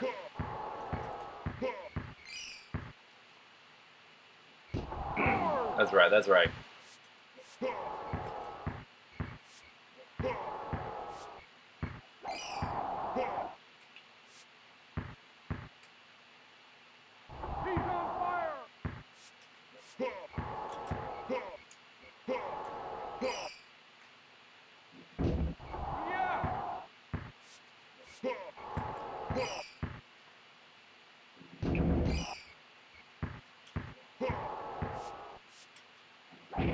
Damn, Scott Skiles, man.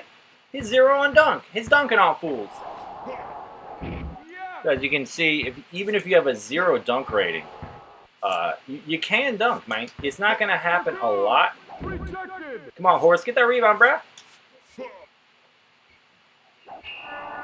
Get that out of my house.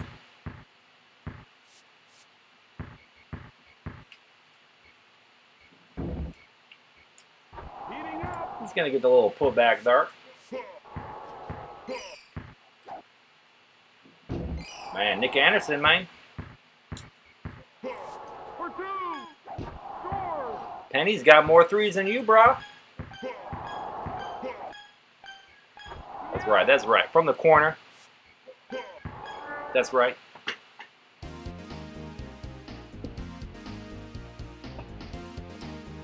So Nick's feeling pretty good.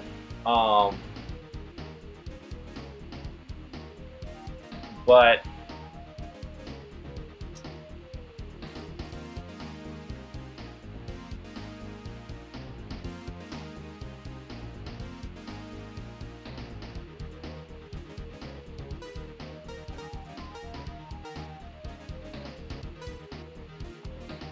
so I'm going to be Anderson again, back-to-back quarters. Penny's going to be my drone. Hopefully he doesn't take too many injuries. Oh, whoops. Hopefully he doesn't take too many injuries because he's going to be, I'm going to be him in the fourth quarter, and Horace is going to be my drone. Ooh, Cheney pushing me off the ball.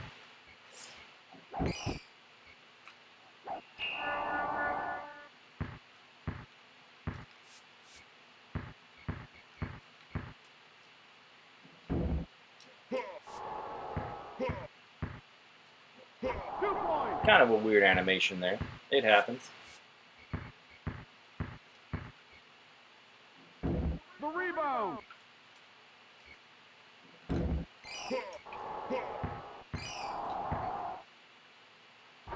There it is. Getting back on the wagon. Getting back on the wagon.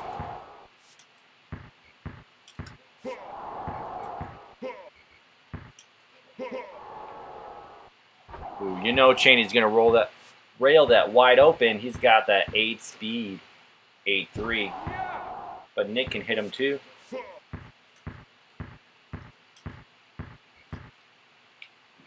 The rebound.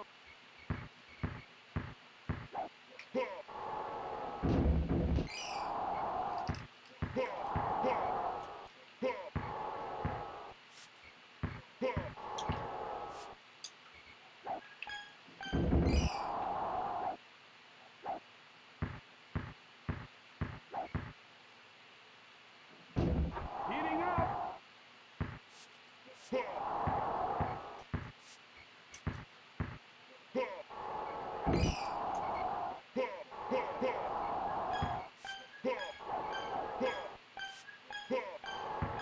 At the buzzer.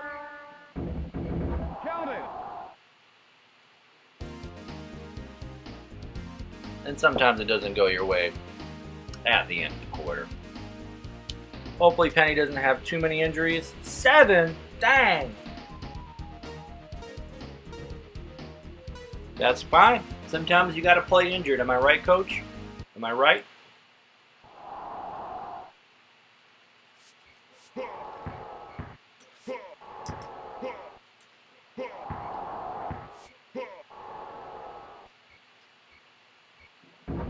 That's right, Penny. 7 injuries. He don't care.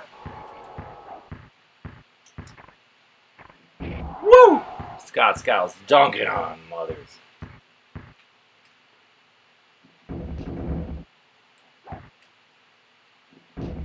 Come on, Penny Mate.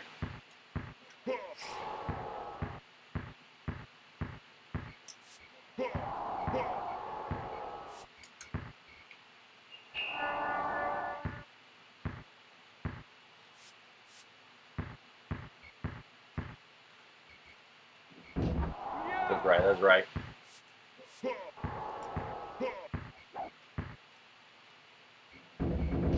Come on, Penny. More like, come on, Horace. You should be rebounding over these guys. Heating up. He's on fire. That's right, that's right.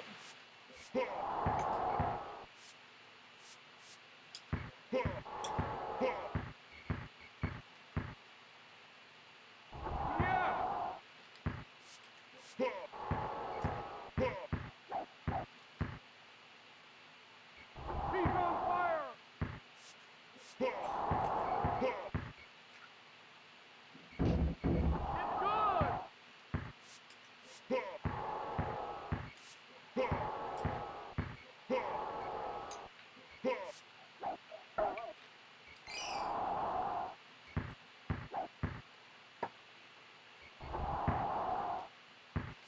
It's good.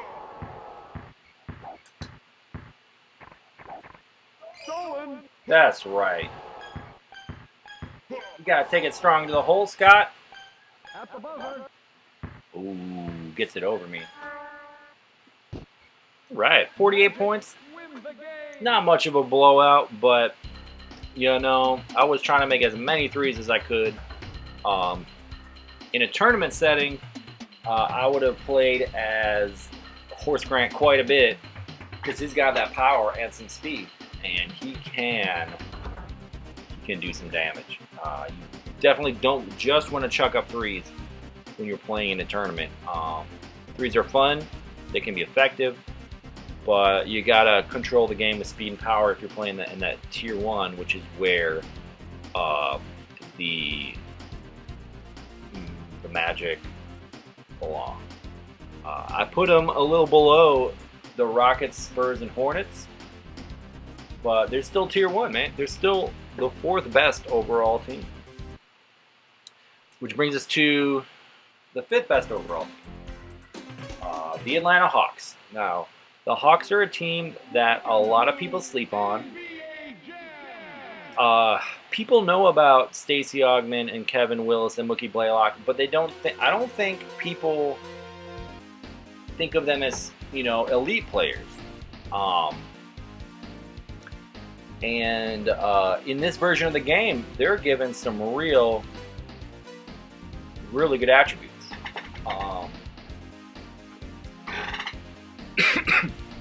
Ken Willis, a few games into the 1994 season, 94-95, was traded to the Heat for Steve Smith, and I think Tyrone Corbin or something like that. So he actually shouldn't be on the Hawks in this game, but he is, and he is a tier 1 player, and 6 speed, 9 power. It's a deadly duo. He's not going to be your 3-point shooter, but that's okay. But he's got those powerful dunks.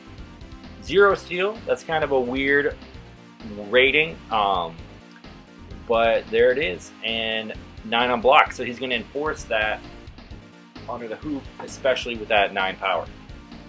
Stacey Augmon is a sleeper player, man. He is he's tier 1.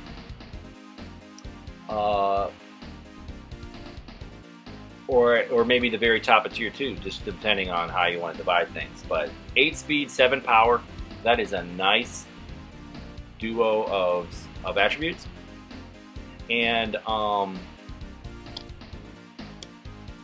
then he's got very good offense. He can dunk and he can tray. Steals, only a 3, but 7 blocks, so he can get some blocks. So we got 2 very good players for the Hawks, and that helps put them in tier 1. Not only that, but they have their Hawks starter jackets on, and that's what's really important here. Then we got some Mookie Blaylock. So he is a shorter player, but 8 speed, 5 power is good. Only a 5'3", you want it to be higher for a point guard, but that's not bad either. An Augment's a 7, so they still have some 3-point threat. Only 3 on dunk, but he's got an 8 speed and a 4 block, so he's a good at defense, especially as a drone. So, Wiki Blaylock, tier 2 player, along with Willis and Augment. They're just a great squad. So I'm gonna lock this in here. I'm gonna go Willis, Augment, and we're gonna sit Willis for the second period. No, we're not. We're gonna sit Augment for the second period. Bring in Mookie. Third period, we'll go Augment.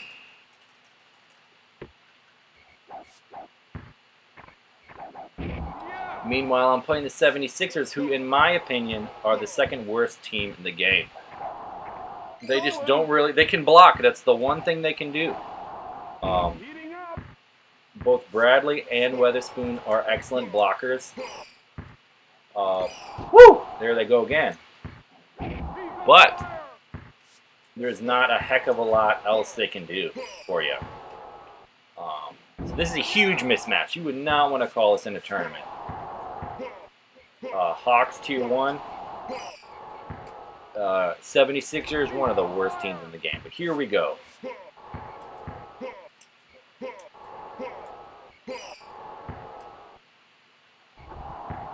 Weatherspoon, actually a decent player. I put him at tier 2. He's like a 8 on... Wait, what is it? 5 speed, 8 power? And he's got some other things going on, so he's a decent player. But he's not good enough. Bradley is nondescript. I would say Bradley's tier 4.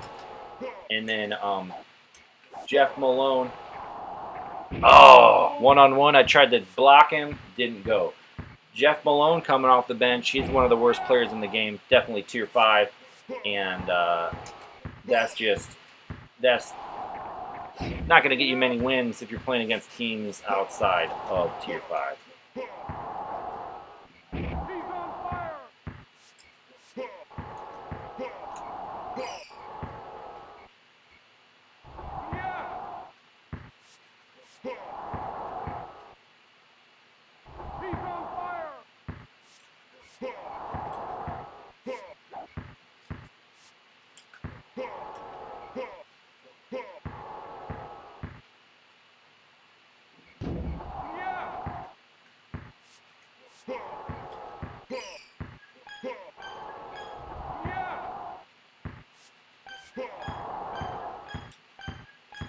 At the buzzer. 34-point blowout so far. Not bad.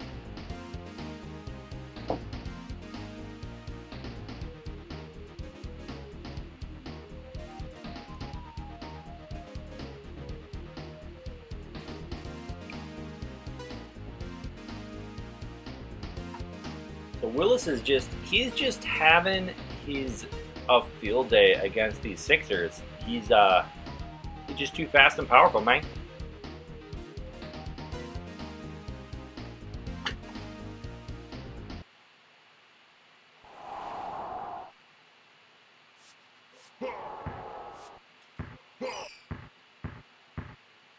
Heating up.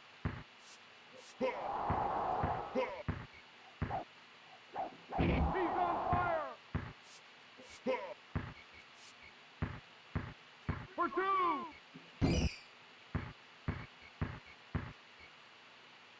Elbow.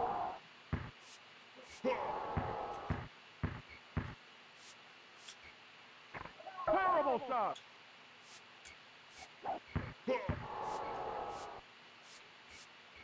For 2. From the outside.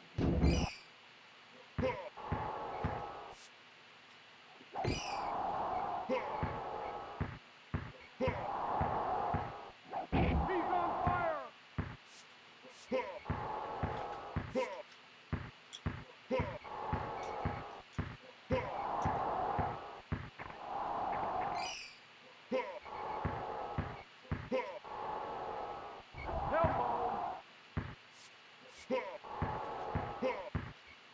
From the outside. Yeah.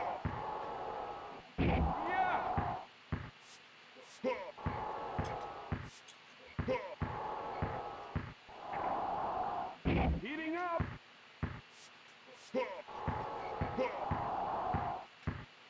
He's on fire.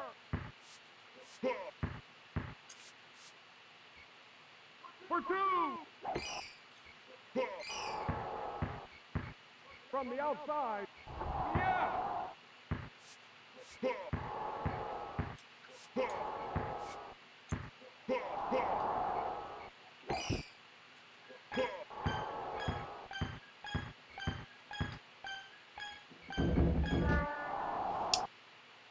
Always hurts to not get that last three, but you know what? I'm not greedy. 55-point blowout, not bad.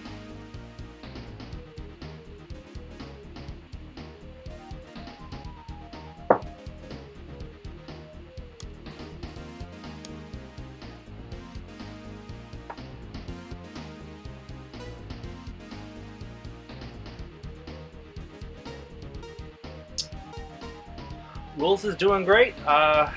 He did miss some threes though, which you're gonna get with someone who's only 3 on 3-pointers.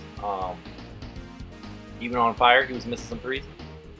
Augman though, not gonna miss too many threes. We're gonna put him in. Augman's gonna be Madrone, and let's see what happens.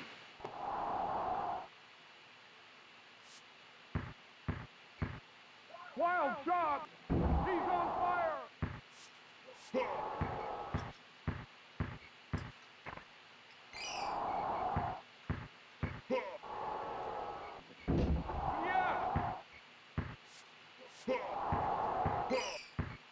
Wild shot.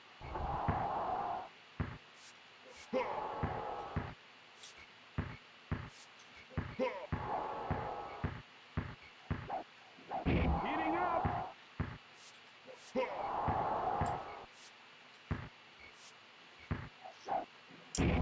Dang, that one hurts. Dunking on Augman and Willis. Heating up. Had a little more pride in my my hoop game than that. He's on fire. Wild shot. Yeah.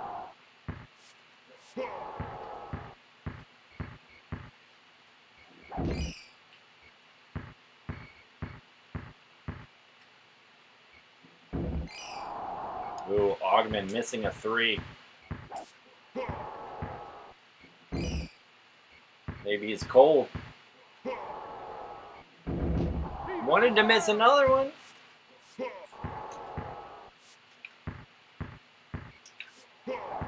Wild shot.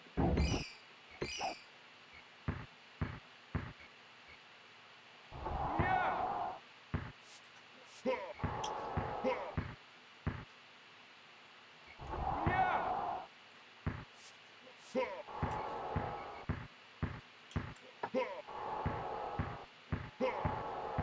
Heating up.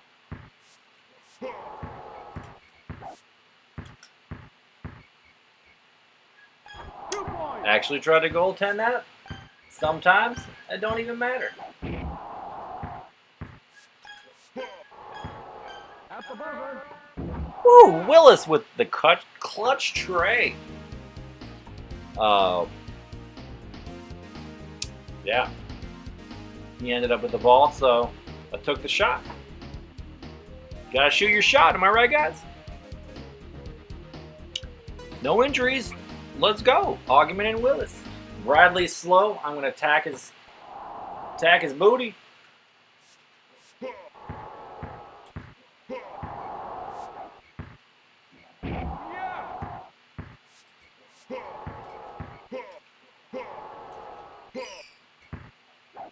Heating up.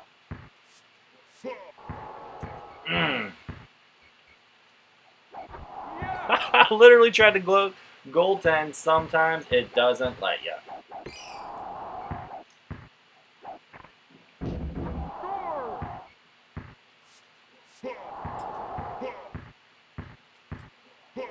Tempted to go for that 3. I was kind of open, but Heating up. it's not as high percentage.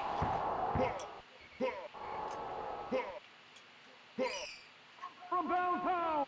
He's on Woo! fire.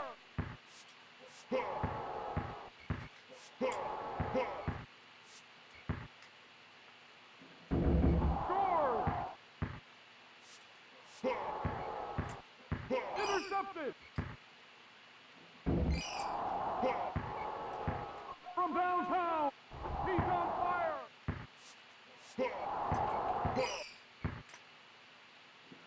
Scores.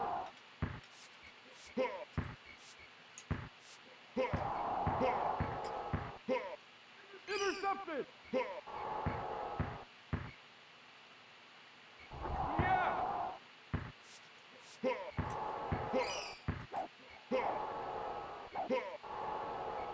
Heating up.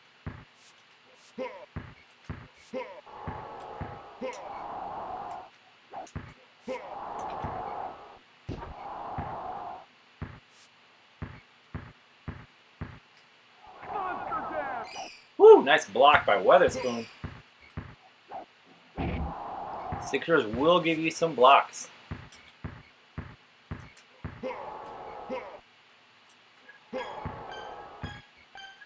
Heating up.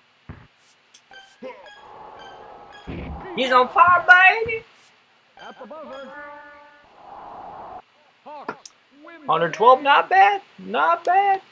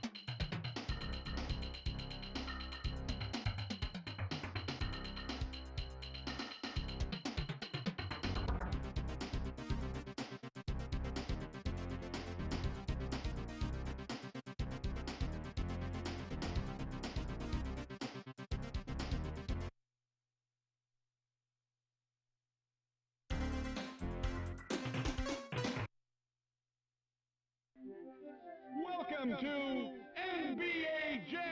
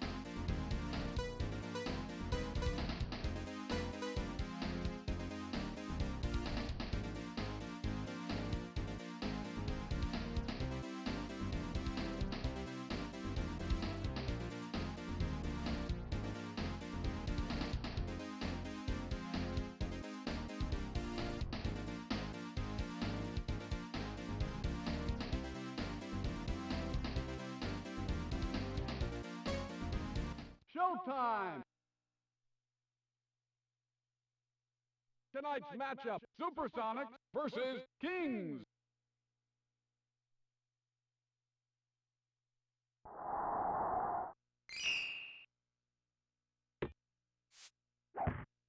Whoa!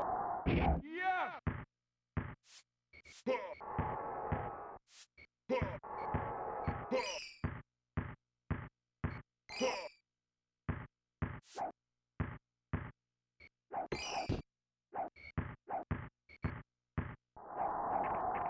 Heating up!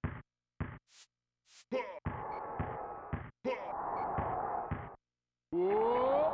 He's on fire! Yes!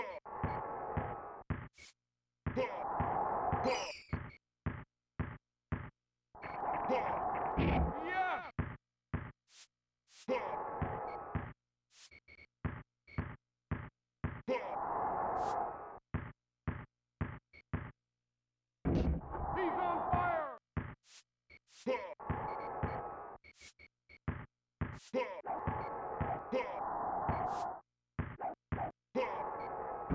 2 points! Yes!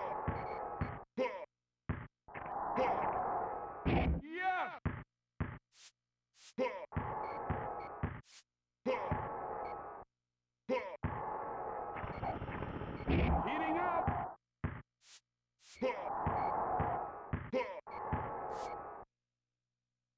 He's on fire!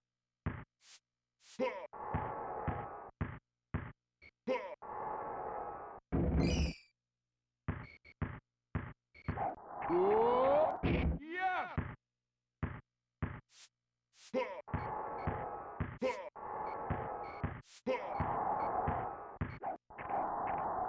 He's on fire!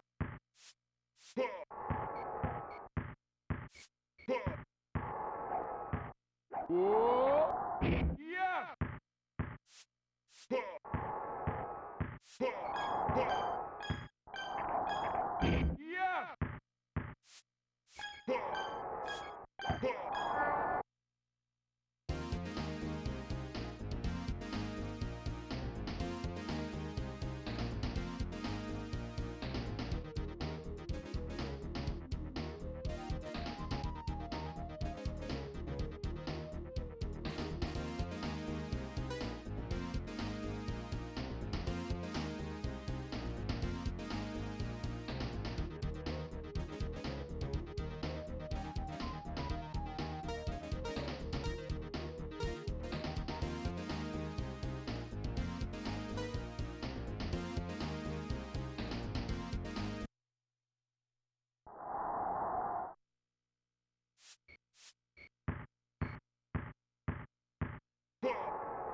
Two points!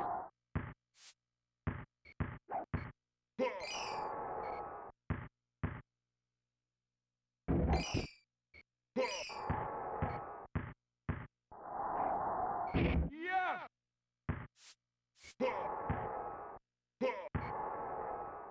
Heating up!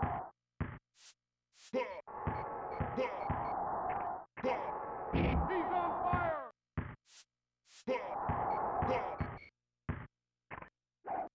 Razzle dazzle!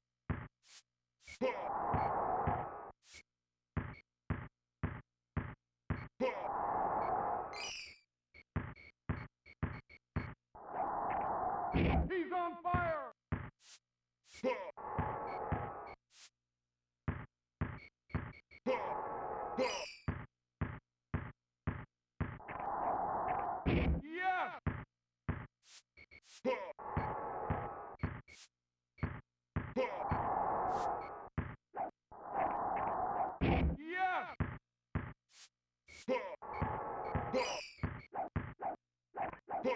Heating up!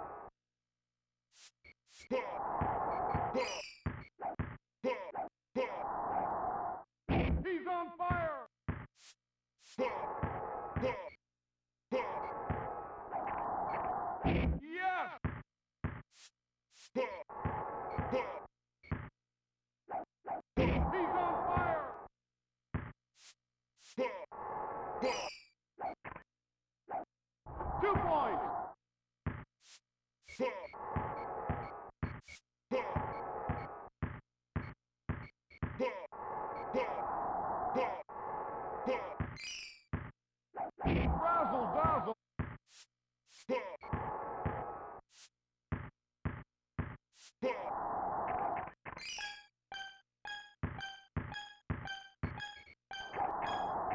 Heating up. At the buzzer.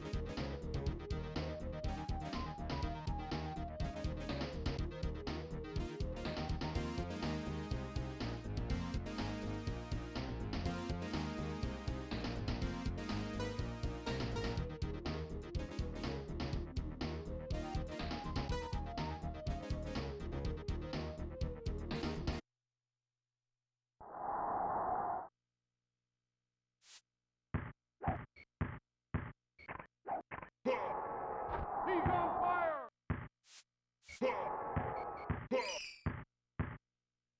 Kaboom!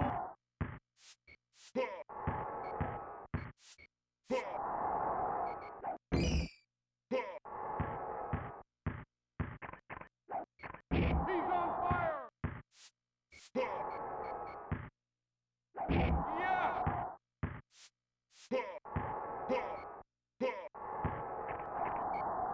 Kaboom!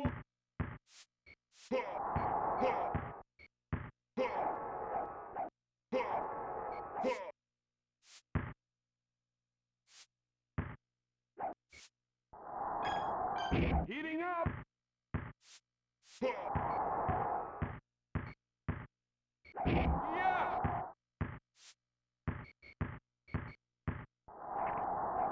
Kaboom!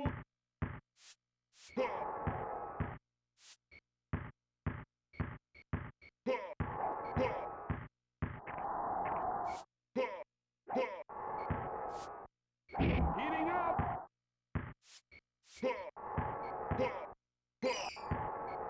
He's on fire! Yeah!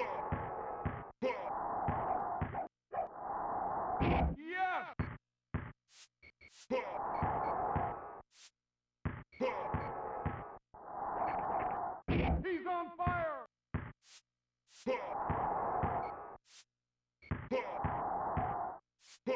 Stolen! Yeah! Yeah!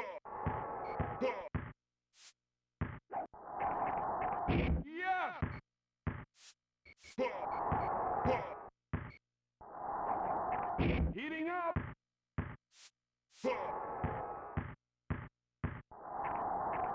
2 points!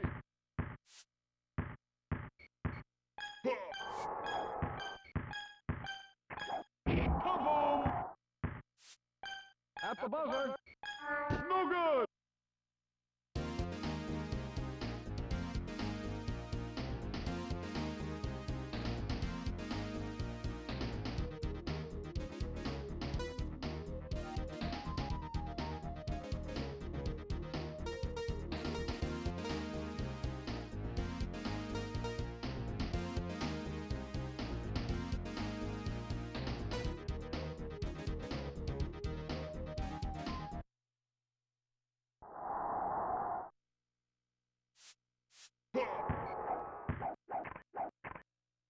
Two points!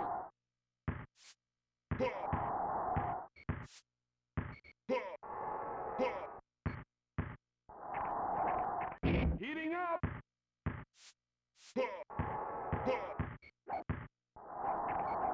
He's on fire! Yeah!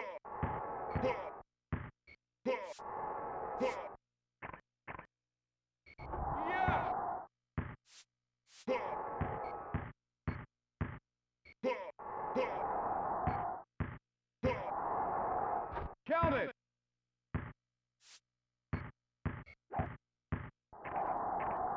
Razzle dazzle! Yeah!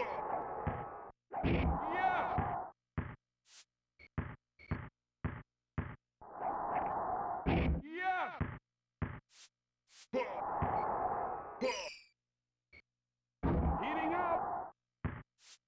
He's on fire!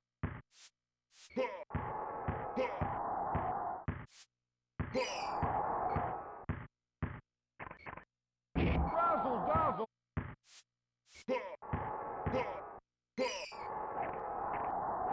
He's on fire!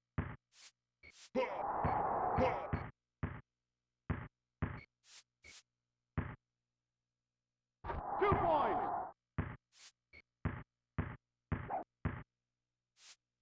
Yes!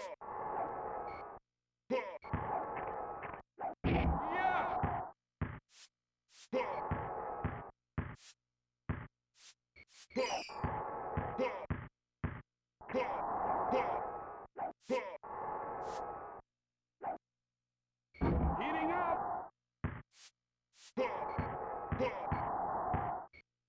He's on fire!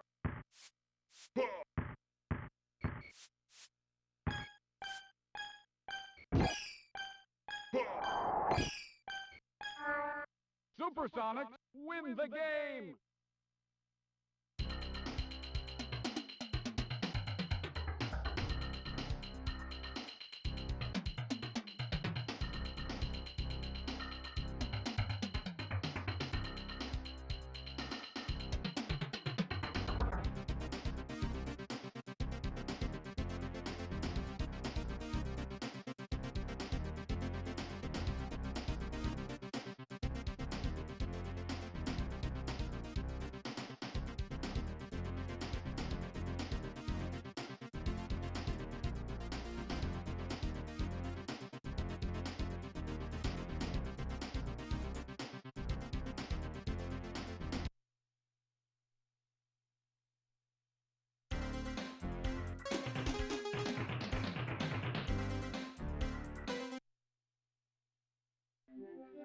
Welcome to NBA Jam!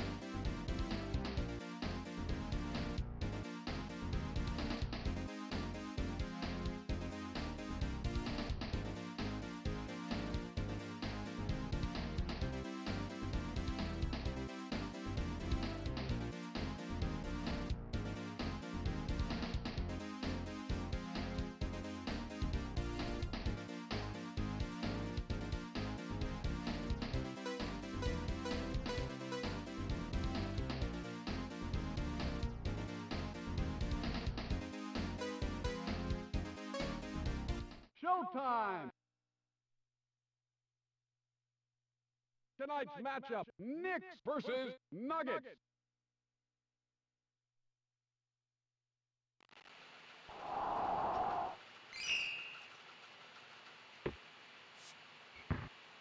Stolen. Woo! Right off the bat, excellent defense by Matrumbo. Didn't need to goaltend that because I didn't have a chain going. Yeah. Shot put for Ewing.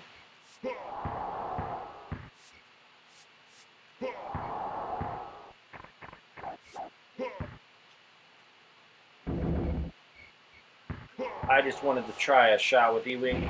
That's not his strength. His strength is taking it to the hole. He's on fire.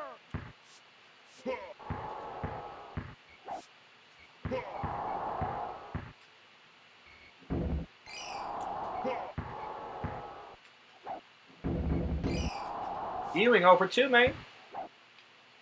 Stolen. I need some Johnny Starks for the threes, I guess.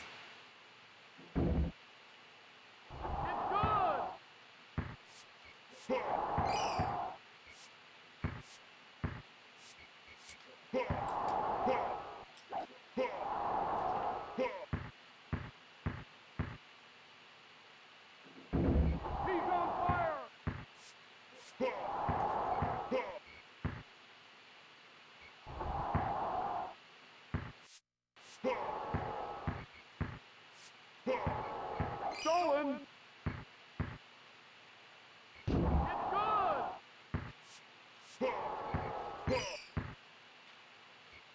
Heating up.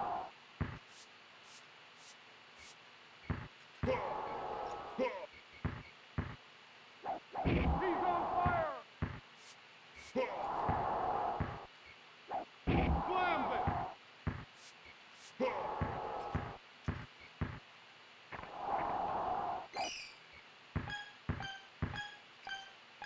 He's on fire. At the buzzer. Yeah. Woo. Made that last 3. It was pretty.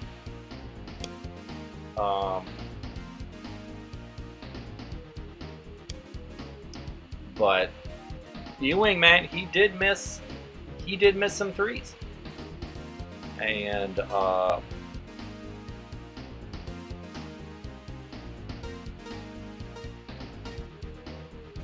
know that's going to happen with a guy that's 4 on threes. Even when he's on fire, he's going to miss some threes.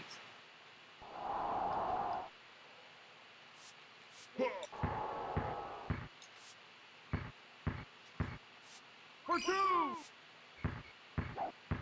From the outside. Elbow.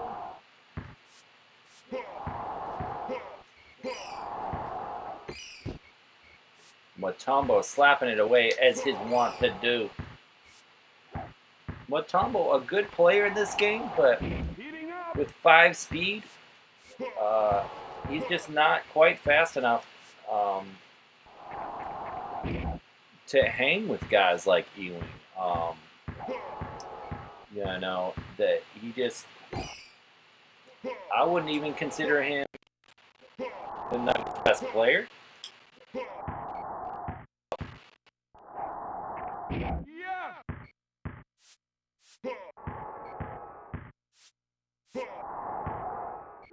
Yeah. My estimation.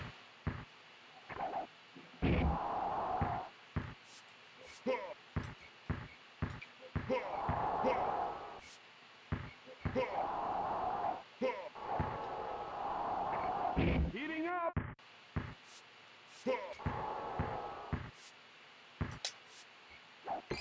Ooh, Oakley bailed me out on that one. And he was able to do it because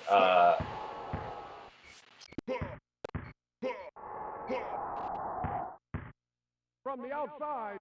Elbow.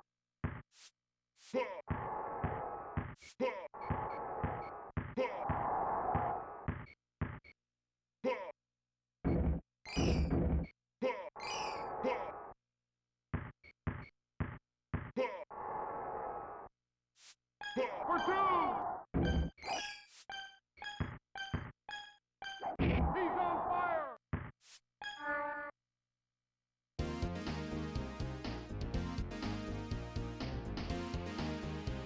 Um,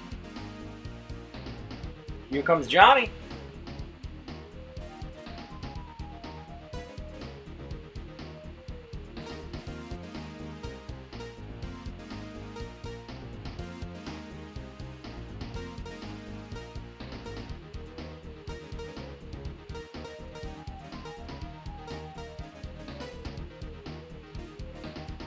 Roof is going to be so fast. I can already tell.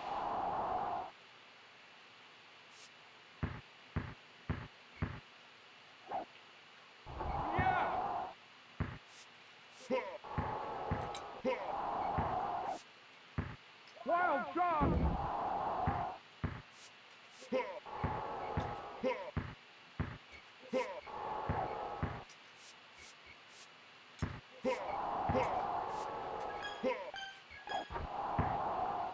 Tried to goaltend that, but Whoa.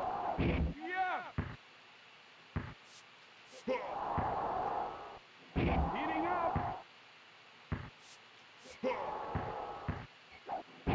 on fire.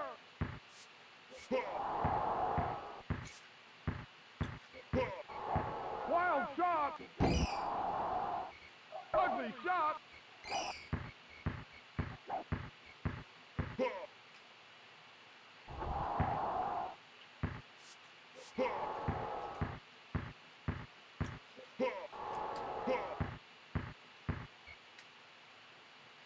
He's on fire. Wild shot. Yeah. Yeah.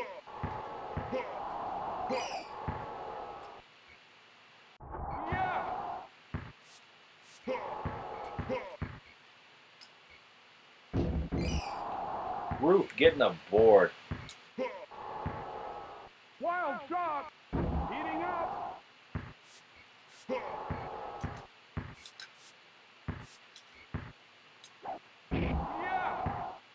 Roof too slippery. Wild shot. Roof getting the rebound over Starks and Oakley. Roof is a real player, y'all. Yeah.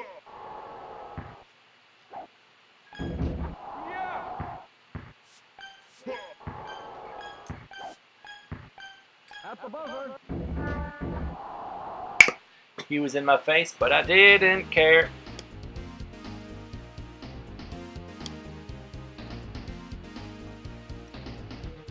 Man, viewership is down. I think everybody's watching the real basketball.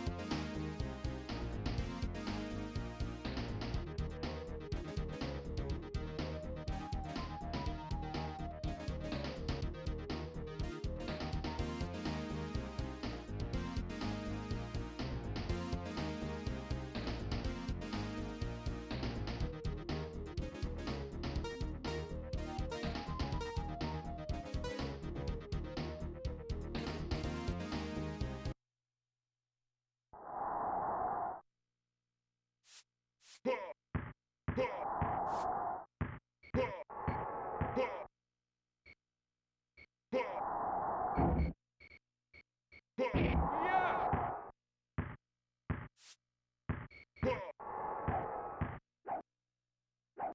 Heating up.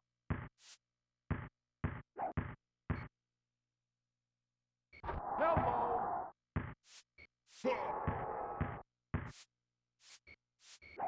The turnover. The rebound.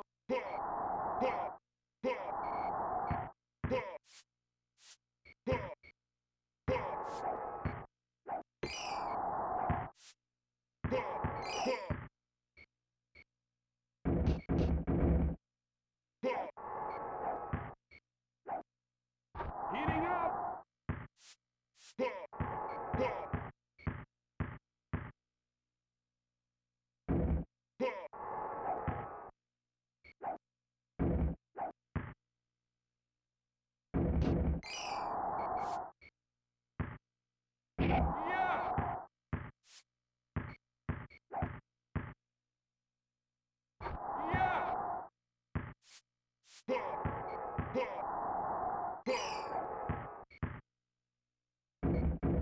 rebound.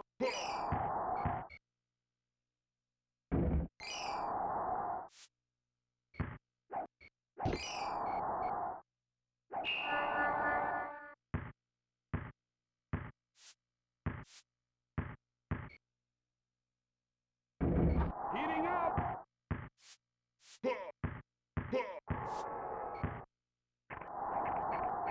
Yes.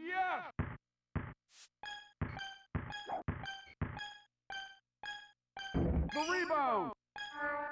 Knicks win the game.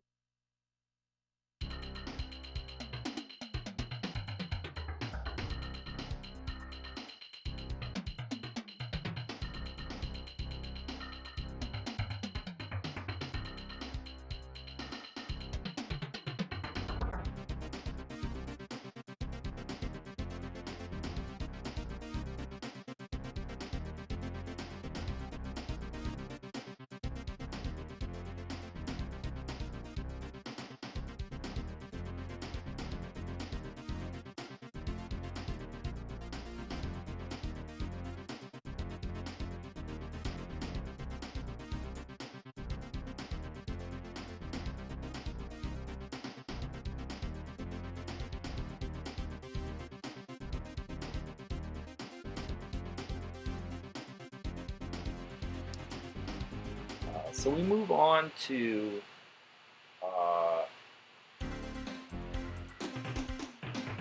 Knicks we're going to 7 overall, and when we're talking tier 2, these teams are pretty tight in my estimation. They're all fun. They all got something to offer. They all got some weaknesses, but a team that's very balanced is the Portland Trailblazers. Clyde Drexler has the name recognition, but I would rank Cliff Robinson as the best player on the team. All the Blazers, I think, are tier 2 players, meaning they're very good, but just not elite. Robinson's got that 5 speed, 9 power, and that 9 block. 7 dunk, he can steal, not your 3-point threat, but he will get some steals with that 5 speed, 9 power. Reverse of that, Terry Porter, only 4 on power, but that's actually pretty good for a shorter player. 8 on speed, and 8 steal. So that's a good drone right there. 8 speed, 4 power, 8 steal. He's the 3-point threat on this team. Don't need to dunk with him because you got the other guys for that. But Terry Porter can hit some threes.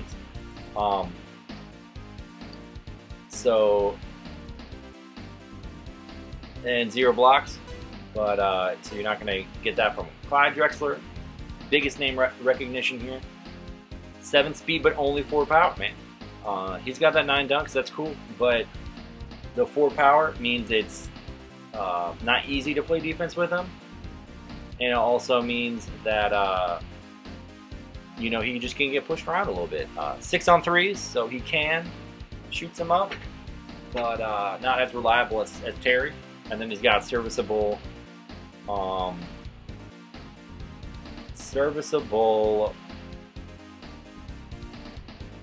defensive attributes. The Blazers are so balanced. It's like I want to use everything they have to offer, right? So I think I'm going to start with Cliff with Terry as my drone. Second period, Cliff's going to be my drone, and Clyde's going to be my go-to. So let's see how that works for us. Showtime! Tonight's matchup, Blazers versus Bucks.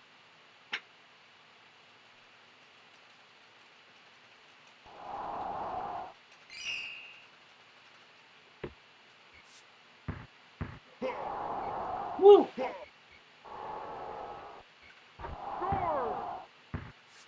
Yeah!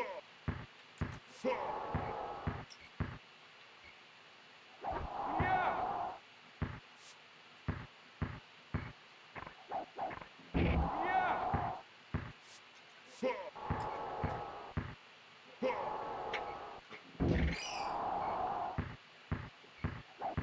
Monster Jam! Heating up!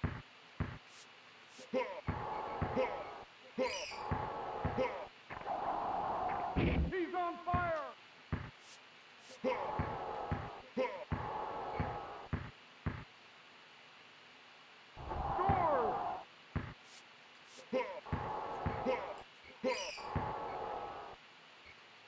He's on fire!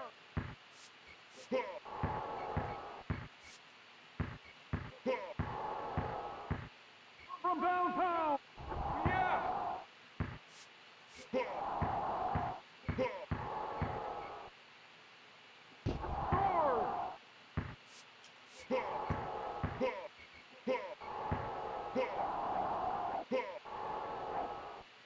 Heating up!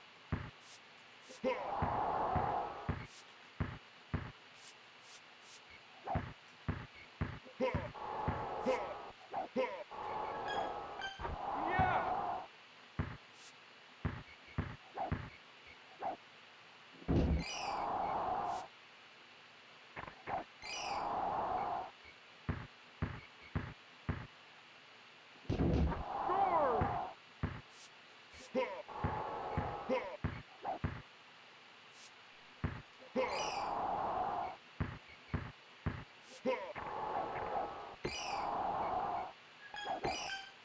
Score!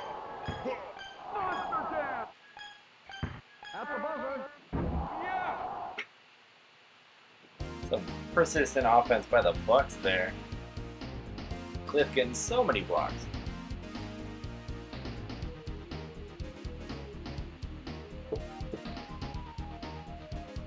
Like I said, we're going to put Clyde in. And Cliff can be the enforcer.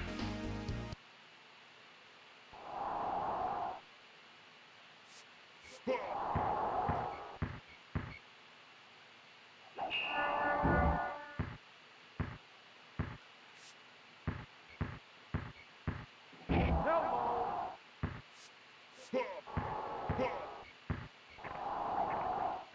Heating up!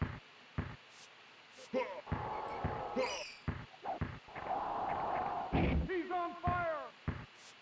Yeah!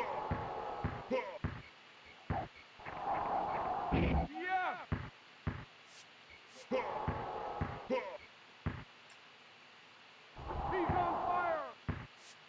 Yeah!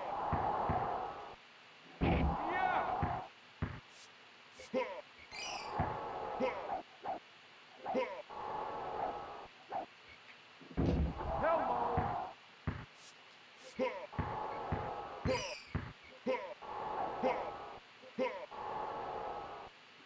Heating up!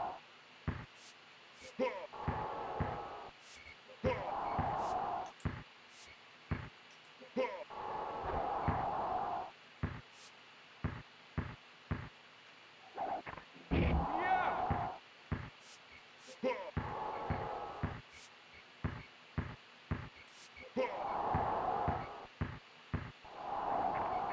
Heating up!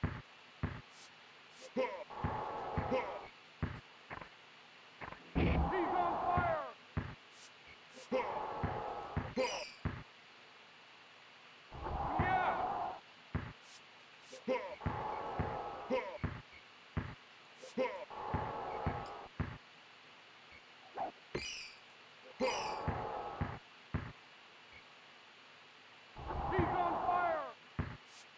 At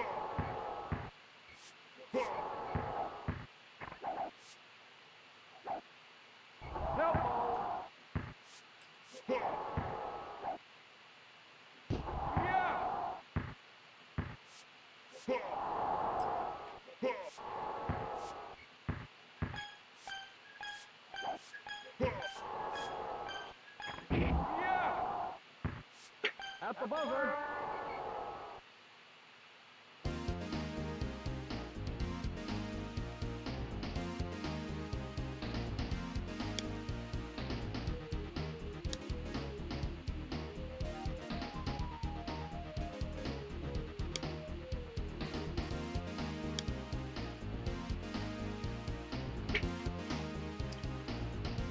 Glad getting some dunks. That felt alright. Let's see what Terry Porter can do.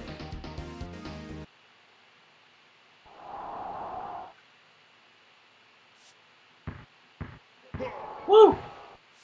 For two. Score. Getting pushed over. It's Terry.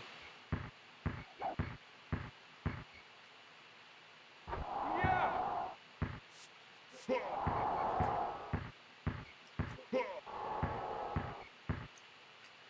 Like I said, Terry Porter, 4 on power.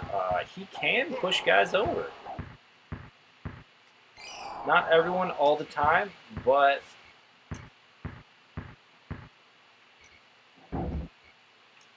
Rejected.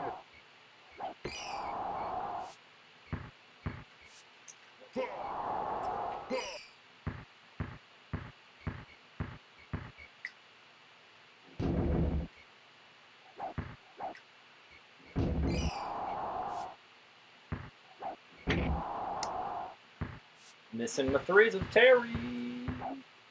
Score.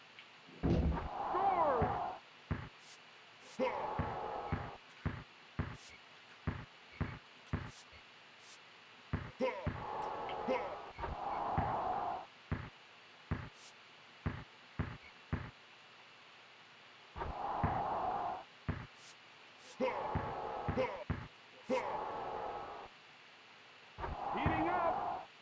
He is heating up. Terry's made several in a row here.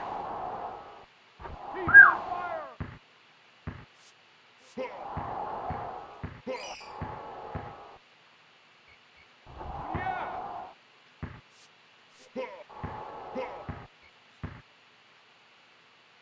He's on fire. Score. Yeah.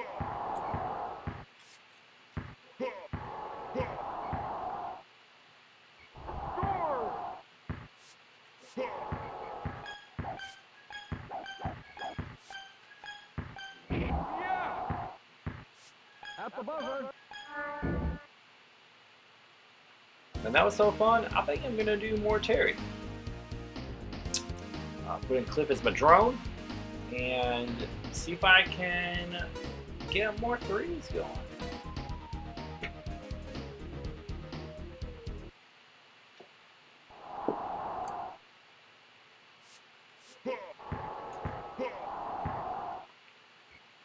Hello.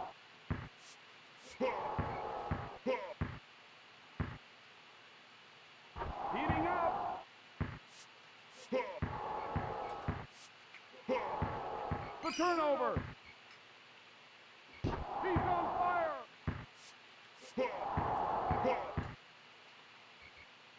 Hello.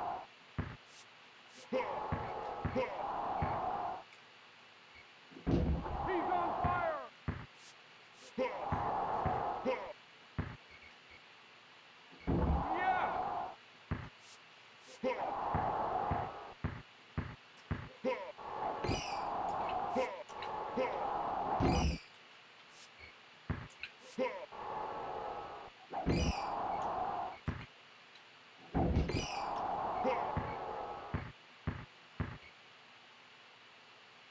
Hello.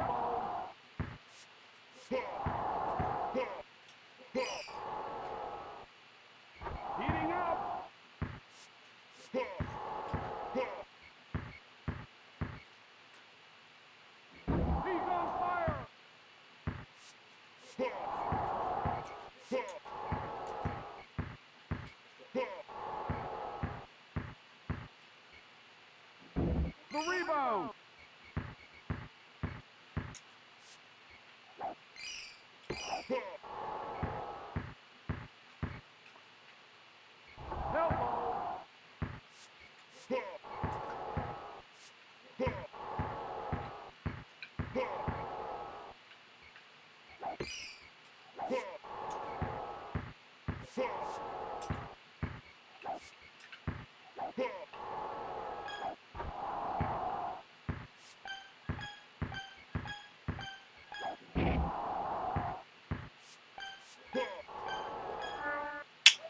Darn. win the game.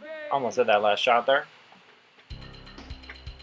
This ball's in, went for the steal because I wasn't confident in my ability to goaltend the last shot. Did get that last steal. And, yeah, 26 threes. Pretty good. Clyde had some of those. Cliff had some of those. I think I got 16 with Terry in that second half, so that's pretty good. Blazers just a really balanced team. Tier 2, middle of Tier 2 there. People be sleeping on them. But they can hang, I think, with the Knicks and the Sonics.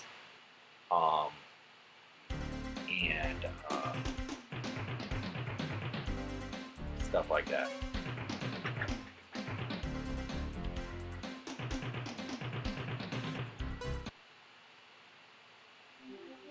Welcome to NBA Jam. So I actually realized I just passed up a team. I said I ranked the Knicks at 7 overall. I actually ranked New Jersey at 7 overall. Gosh, people sleep on the Nets because they think only Derek Coleman's good. So actually, I rank Nets at 7 overall, high tier 2, and then the Knicks, and then the Blazers. But this is the last game I'm going to play of this video. It's gone on plenty long. Appreciate y'all who have been watching. Gonna play the 9th game in this campaign. Derek Coleman, S tier player here, top 5 in the game. 7 speed, 9 power, very good. Add that 7 threes, that's ferocious. And 8 dunk. He's got an inside and outside game.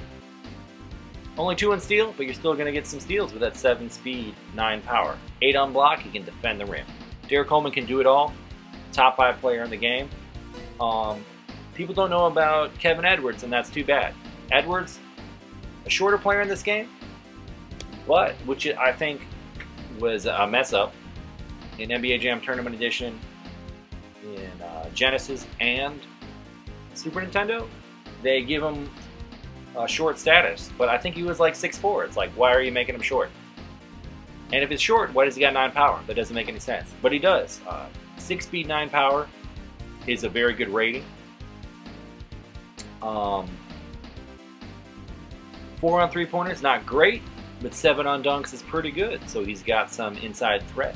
Defense, 4 steals, 4 blocks, not incredible. But he does have that 9 power that's ferocious.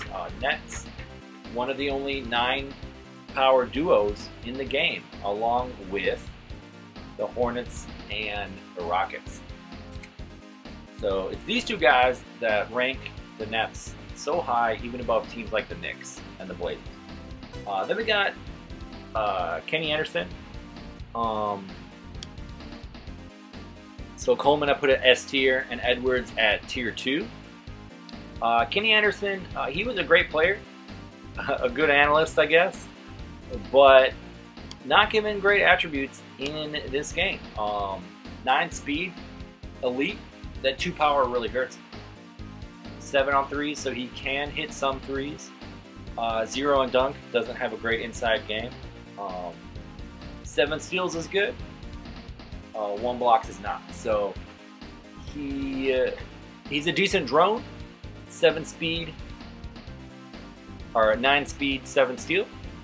But you don't really want to use him much. But that's okay, because that's why we got Coleman and Edwards. The Nets are the only team in the game with 2 short players, and that's weird, but yeah, that's how it is. We're going to lock them in, and let's see what kind of damage we can do against the Pacers.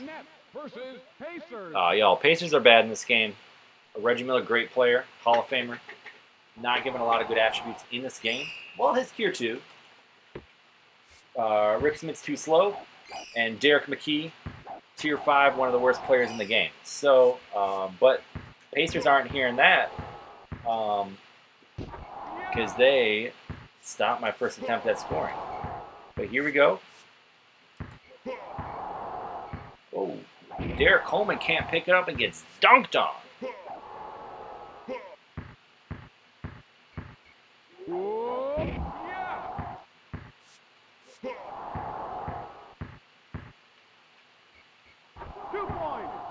Tried to goaltend. Sometimes it doesn't happen.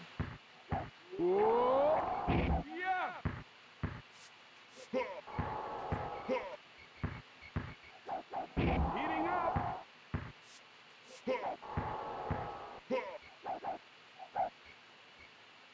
He's on fire.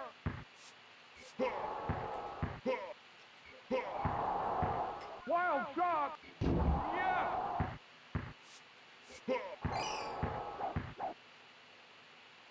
He's on fire.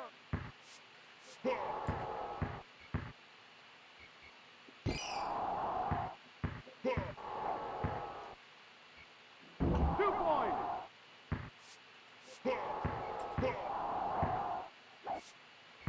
Wild shot. Yeah.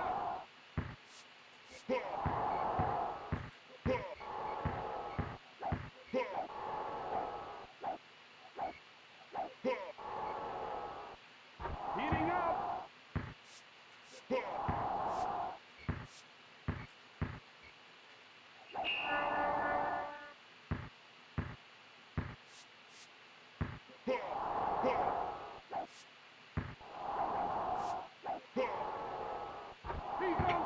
Edwards doing work as a drone here. Wild shot.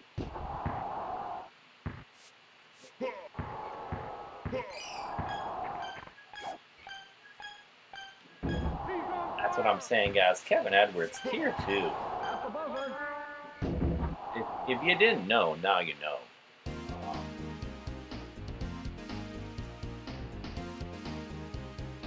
What's up? More to see you in the chat. Better than your NBA Jam video tonight. The computer highlight reel. Nah, man, you're training, man. I know you got a specific goal. That's showing training techniques, man. Obviously, the computer's gonna score on you. Me, I just unleashed the beast. Speaking of the Nets, though, Mort's good with the Nets. He knows how to use Edwards. He's not scared that he's a shorter player. Oh, Miller dunking on Coleman. What's up with that?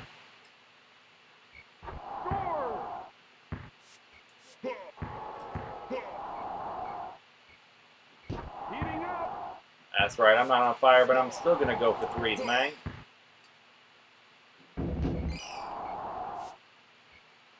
And that's how you brick it.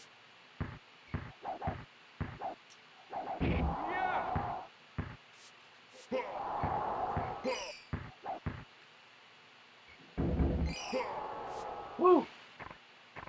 Coleman, even though his is 7 on 3s,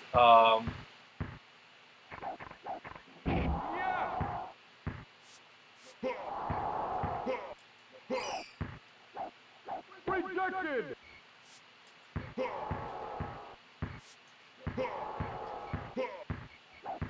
Mort says, yeah, like the rap song line.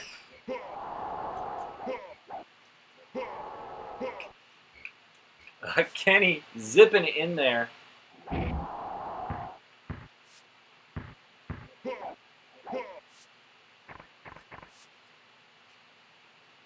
Kick out to Coleman.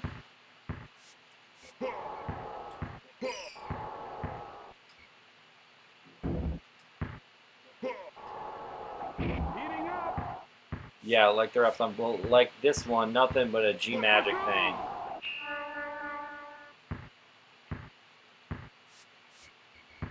Yeah, man, this is how Green Magic jams. I want to let people know my method, and if they can learn from it, then great. We need more We need more competitive jammers out there. He's on fire. People may have played it growing up, but you know, Yeah. At the buzzer. you kind of do what's fun. This game is fun, but you know, there's a specific way to play it, a dominant strategy, if you will, um, to be competitive. And it starts with playing as players like Derek Coleman. We're going to put in some Edwards. You know what? We're going to put in Coleman. And even if I get some injuries with Edwards, I think I'm going to put in Kenny for the fourth quarter. I'm just going to give him some. I'm going to give him some love.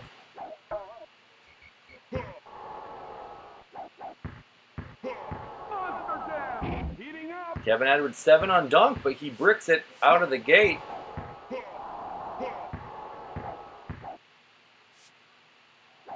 Woo. Pacers vicious on the inside game. Ooh, nice quick dunk from Smits. Yeah. From downtown. Ah! Heating up.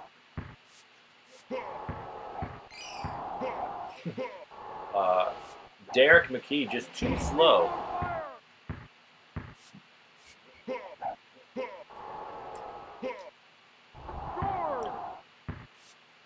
And because it's so slow, I like to attack him in the backcourt like that.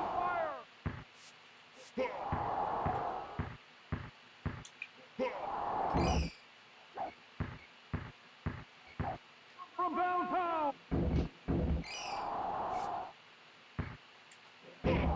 Coleman couldn't get the rebound over McKee. Come on, man. I put you in the S tier, buddy. Right. Intercepted.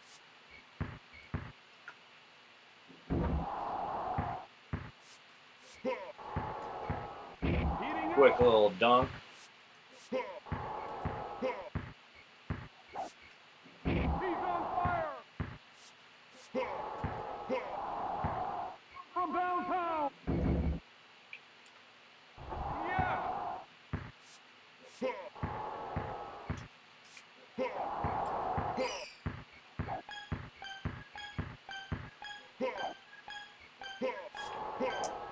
Good defense by the Pacers there.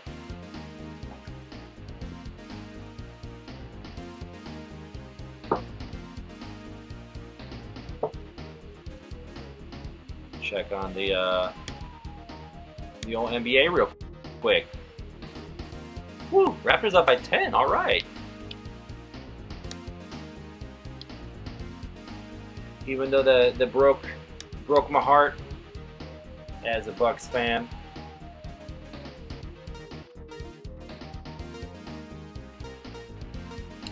You know, it'd be fun to see someone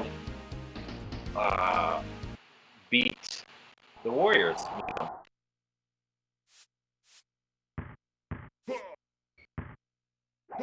Would be awesome too, just because they've kind of been the stepchild of the NBA for the last decade or so. Lays it up. Other than LeBron James, no one has taken the East seriously in a long time.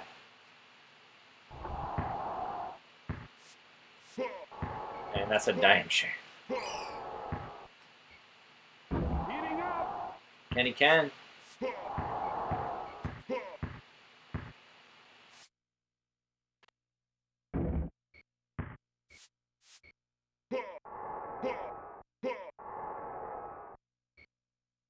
He's on fire. Score.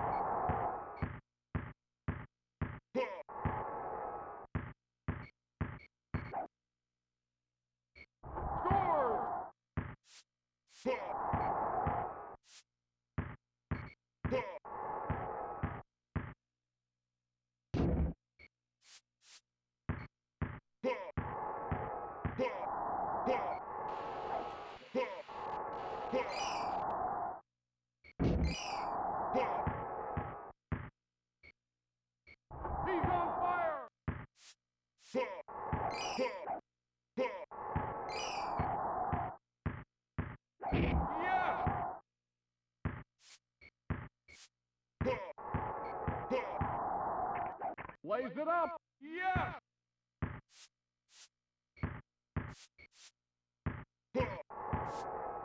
For two. Score. Plays it up.